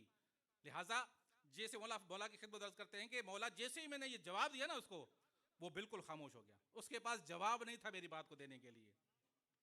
उसने क्या किया, अपनी जगह से हट गया और मुझे उठाकर बिठा दिया। उसने अपनी जगह पर मुझे बिठा दिया और कहा कि अब लोगों, जब भी तुम्हें कोई सवाल करना है तो इस नौजवान से सवाल करो, जो पूछना है इससे सवाल पूछो। जैसे ही मौला की बारगाह में उसने सारी रूदात सुनाई ना, रिवायत में है कि मौला मुस्कुराए, मौला खुश हुए। मुस्कुराने के बाद मौला ने एक जुमला कहा। मौला ने फरमाया कि हुशाम, ये अंदाज़े मुनाजरा तुझे किसने सिखाया है? ये तरीका मुनाजरा करने का, गुफ्तगू करने का तुझे किसने सिखाया? कहा कि मौला मैंने आपसे सीखा है, बस चंद चीज़ें आपसे सीखी हैं, ये हुनर आपसे सीखा है, ये इल्म आपसे सीखा है, लिहाजा जहाँ ज़रूरत पड़ती है तो मैं उस लिहाज से इससे फ़ायदा लेता हूँ, उस लिहाज से मैं गुफ्तगू करता हूँ। तो उसके बाद जब उसने जुमला कहा तो मौला ने एक और जुमला ऐड किया, फरमाया कि हुशाम, जानते हो कि ये अंदाज़े मुनाजरा कहाँ से आया है? कहा कि मौला मुझे नहीं मालूम। इमाम ने फरमाया कि परवरदिगार आलम ने जो सहीफ़े जनाब इब्राहिम पर नाजिल किए थे, जो सहीफ़े जनाब मूसा पर नाजिल किए थे, ये अंदाज़े मुनाजरा उन सहीफ़ों के अंदर लिखा हुआ है। सलवात पे मोहम्मद वाले मोहम्मद पर।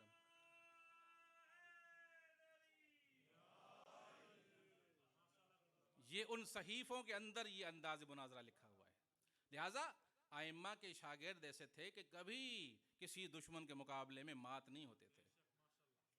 और कई उनकी गुफ्तगू हैं, क्योंकि वक्त नहीं मैं आपकी खिदमत अर्ज़ करूँ, इंशाल्लाह बाकी मतालिब को इंशाल्लाह आपकी खिदमत अर्ज़ करूँगा। चंद जुमले मसाइब के अर्ज़ करूँ, उसके बाद आपकी ज़हमत तमाम। यही इमाम हैं कि जिसकी ज़रूरत है हर इंसान को, हमारे मुआशरे को इसकी ज़रूरत है, हमारी सोसाइटी को हर ज़माने के अंदर इमाम की ज़रूरत है। इमाम ही तो हैं कि जो हक़ की राह दिखाते हैं।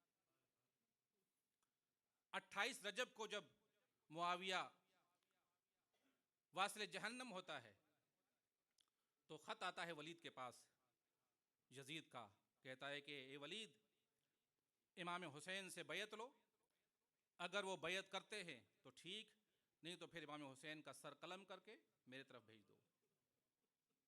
इमाम हुसैन को वलीद रात के टाइम में, रात की तारीख में बुलाता है। इमाम को पहले ही पता चल गया था कि वह मामला क्या है। इमाम को मालूम हो गया, इमाम को पता था कि उन्होंने क्या करना है।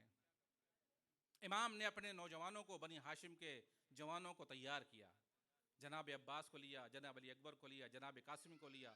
इन तमाम जवानों ने बनी हाशिम को तैयार किया और कहा कि तुम अपने साथ तलवार भी लेकर जाना है। मौला जाते हैं दरबार में, दरवाजे पर पहुंचते हैं। सिपाहियों ने फ़कत इमाम हुसैन को अंदर जाने दिया, बाकियों को अंदर जाने नहीं दिया। इमाम ने फरमाया जनाब अब्बास से कि अब्बास, मैं अंदर जा रहा हूँ, अगर मेरी आवाज़ ऊंची हो जाए तो फिर तुम अंदर दरबार में आ जाना। इमाम हुसैन जाते अंदर, गुफ्तगू होती वलीद के साथ। वलीद ने वो ख़त पढ़ के सुनाया, यजीद की तरफ से आया था। इमाम को ख़त पढ़ के सुनाया। इमाम ने फरमाया कि देखो वलीद, यजीद की अगर तुम बैत चाहते हो तो फिर यजीद की बैत छुप कर क्यों ले रहे हो? लोगों के सामने तुम बैत का मुतालबा करो, मैं वहां पर तुम्हें जवाब दूंगा। जैसे इमाम अलैहिस्सलाम ने ये कहा और इमाम जाने लगे ना, तो वहां पर मरवान बैठा हुआ था। मरवान ने कहा, ए वलीद, अगर हुसैन तुम्हारे हाथ से निकल गया तो फिर कभी हुसैन तेरे हाथ नहीं आएगा, लिहाजा अभी बैत लो, अगर बैत नहीं करते तो अभी सर कलम कर दो। और जैसे उसने ये जुमला कहा और अपनी तलवार को निकाला मरवान ने जो तलवार निकाली, और नहीं करते तो मैं करता हूं, मैं हुसैन से बैत लेता हूं, अगर नहीं करेंगे तो इनका सर कलम कर दूंगा। जैसे इस मलून ने ये कहा ना, इमाम हुसैन की आवाज ऊंची हुई और कहा कि मरवान, तुम्हारी ये जुर्रत है कि तुम मेरे साथ इस तरह से कलाम करो।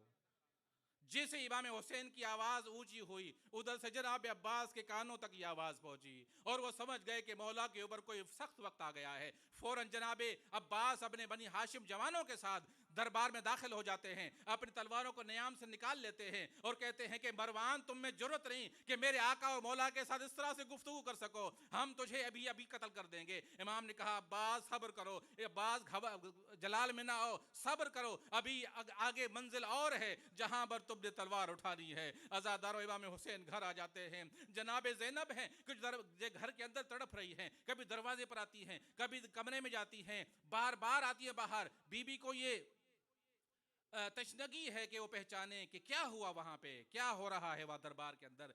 अचानक इमाम हुसैन जैसे ही दाखिल हुए, बीबी अपने भाई के पास आ जाती हैं और अर्ज करती हैं, भैया क्या हुआ, मुझे तशवीश थी आपके साथ कहीं बुरा ना हो जाए। फरमाया कि बहन ज़ैनब, तुम आप नाना की उम्मत अब मुझे मदीने में नहीं रहने देती।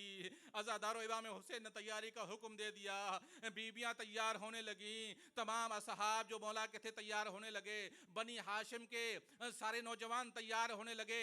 रिवायत में है कि जनाब अबू तालिब की जितनी भी औलाद थी ना, वो इमाम हुसैन के साथ तैयार हो जाती है। फकत दो अफराद थे कि जो इमाम हुसैन के साथ नहीं गए थे, एक जनाब मोहम्मद इब्न हनफिया जो बीमार थे, और एक इमाम हुसैन की फूफी जो बहुत ज़ईफ़ा थी, वो भी इमाम के साथ न जा सकी। लेकिन जितने भी बनी अबू तालिब की औलाद थी, सब के सब जनाब इमाम हुसैन के साथ सफ़र के लिए तैयार हो जाते हैं। अब जैसे ही आगाज़ होने लगा ना सफ़र का, इमाम वहां से चले जाते हैं। कहां पे आते हैं? अपने नाना की कब्र पर आते हैं।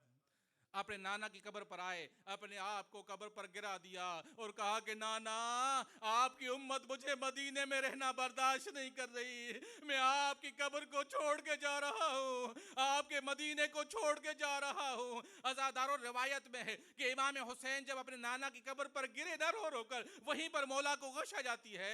आलम ख़ाम में देखा कि रसूल खुदा कब्र से निकले हैं और कह रहे हैं कि बेटा हुसैन, अरे तुम जल्दी ही मेरे पास आ जाओगे। अल्लाह चाहता है कि तुम उसकी राह में शहीद हो जाओ। अल्लाह चाहता है कि मेरी बेटियां असीर होकर कूफा और शाम में जाएं ताकि अल्लाह का दीन महफूज हो जाए। इमाम हुसैन बेदार होते हैं, अपनी नानी के पास आते हैं, गिरिया करके फिर खुदा हाफिज करते हैं। अज़ादार, उसके बाद इमाम हुसैन ने जन्नतुल बकी का रुख किया। उलमा फरमाते हैं कि जब रसूल खुदा की कब्र पर पर गए ना इमाम, तो इमाम वकार के साथ गए थे, आहिस्ता आहिस्ता गए थे, बड़े वकार के साथ इमाम जा रहे थे। लेकिन जब अपनी माँ की कब्र का रुख किया तो इमाम कब्र की तरफ इस तरह दौड़े जैसे छोटा बच्चा अपनी माँ को देख कर दौड़ता है। जज़ाकुम रब्बुकुम। इमाम हुसैन अपनी माँ की कब्र पर आते हैं, वहां पर भी रो रो कर गश खा जाते हैं।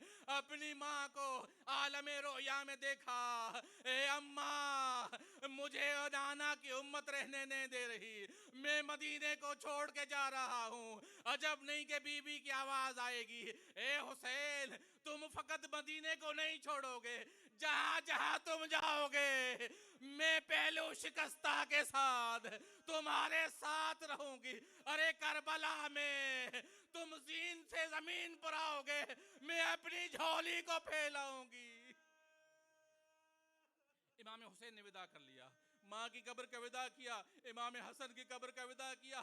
मौला वहां पर आते हैं, अपने घर में आते हैं। अब इमाम ने हुक्म दिया कि जल्दी करो जल्दी करो, महमलों में तैयार सवार हो जाओ। एक एक बीबी निकलती है, एक एक बीबी निकलती है सवार होने के लिए। मौला फरमाते हैं कि एक आसिम अपनी माँ को सवार करो। जनाब अली अकबर से कहा कि अली अकबर तुम्हारी माँ आ रही है, उसको सवार करो। किसी की बहन आ रही थी, उसको कहा कि सवार करो। इस तरह से हर बीबी आती रही, यहाँ तक कि बीबी उम्मे कुलसूम आती है। जनाब अब्बास से कहा अब्बास बढ़ो अपने बहन को सवार करो। जैसे सब सवार हो गई ना, उसके बाद बनी हाशिम के नौजवान उस दरवाजे की तरफ देख रहे थे या किसी का इंतजार कर रहे थे। क्या देखा, एक मुखद्दर इस्मत और तहारत निकलती है। जनाब ज़ैनब जैसे ही बाहर आती है, नौजवान आगे बढ़ते हैं, बीबी का इस्तकबाल करते हैं। बीबी सवारी के करीब आती है, रुकने के बाद देखा कि इमाम हुसैन आगे बढ़े, इमाम आगे बढ़े। इमाम ने अपनी बहन को सवार करना चाहा। इमाम की खिदमत में अर्ज किया कि भैया भैया मैं आपकी बेअदबी नहीं करना चाहती, मैं फकत आपसे गुजारिश करना चाहती हूँ, मुझे वो सवार करे जो 11 मुहर्रम को सवार करेगा। इमाम ने अपने बेटे को कहा, ए सैयदे सज्जाद आओ अपनी फूफी को सवार करो। बस आखिरी जुमला, उसके बाद आपकी ज़हमत तमाम। अज़ादारो जनाब इमाम हुसैन ने हुक्म दिया सवार हो जाओ। अब जनाब सुगरा हैं कि जो तड़प रही है वो नहीं जा सकती। मौला ने कहा कि सकीना सुगरा तुम नहीं जा सकती, तुम यहीं मदीने में रहोगी, तुम्हारी तबीयत ठीक नहीं है। बीबी सकीना ने, बीबी सुगरा ने क्या किया, अपने नन्हे भाई अली असगर को लिया, अपनी छाती से लगाया, प्यार करने लगी, खुदा हाफिज करने लगी। अब जनाब अली असगर को माँ ले रही है, लेकिन अली असगर माँ की झोली में नहीं आ रहा, जनाब सुगरा के गले के साथ चिपक जाता है। सबने कोशिश की लेकिन अली असगर नहीं आए। इमाम ने फरमाया कि चलो मैं कोशिश करता हूँ। इमाम आते हैं, जनाब अली असगर के कान में एक जुमला कहते हैं। लोगों ने क्या देखा, इमाम हुसैन का जुमला सुनने के बाद जनाब अली असगर ने अपने बहन का दामन छोड़ दिया और अपने बाबा के सीने को लिपट गए। किसी ने अगर पूछा होगा मौला आपने क्या कहा, अली असगर कैसे आपके पास आ गया, तो जब नहीं कि मौला की आवाज आए, मैंने अली असगर से कहा था, अली असगर अगर तुम बहन के पास रहोगे, अरे करबला में तुम्हारे हिस्से का 3 फलों का तीर अरे कौन खाएगा। ये सुनकर अली असगर मेरे पास आ गए।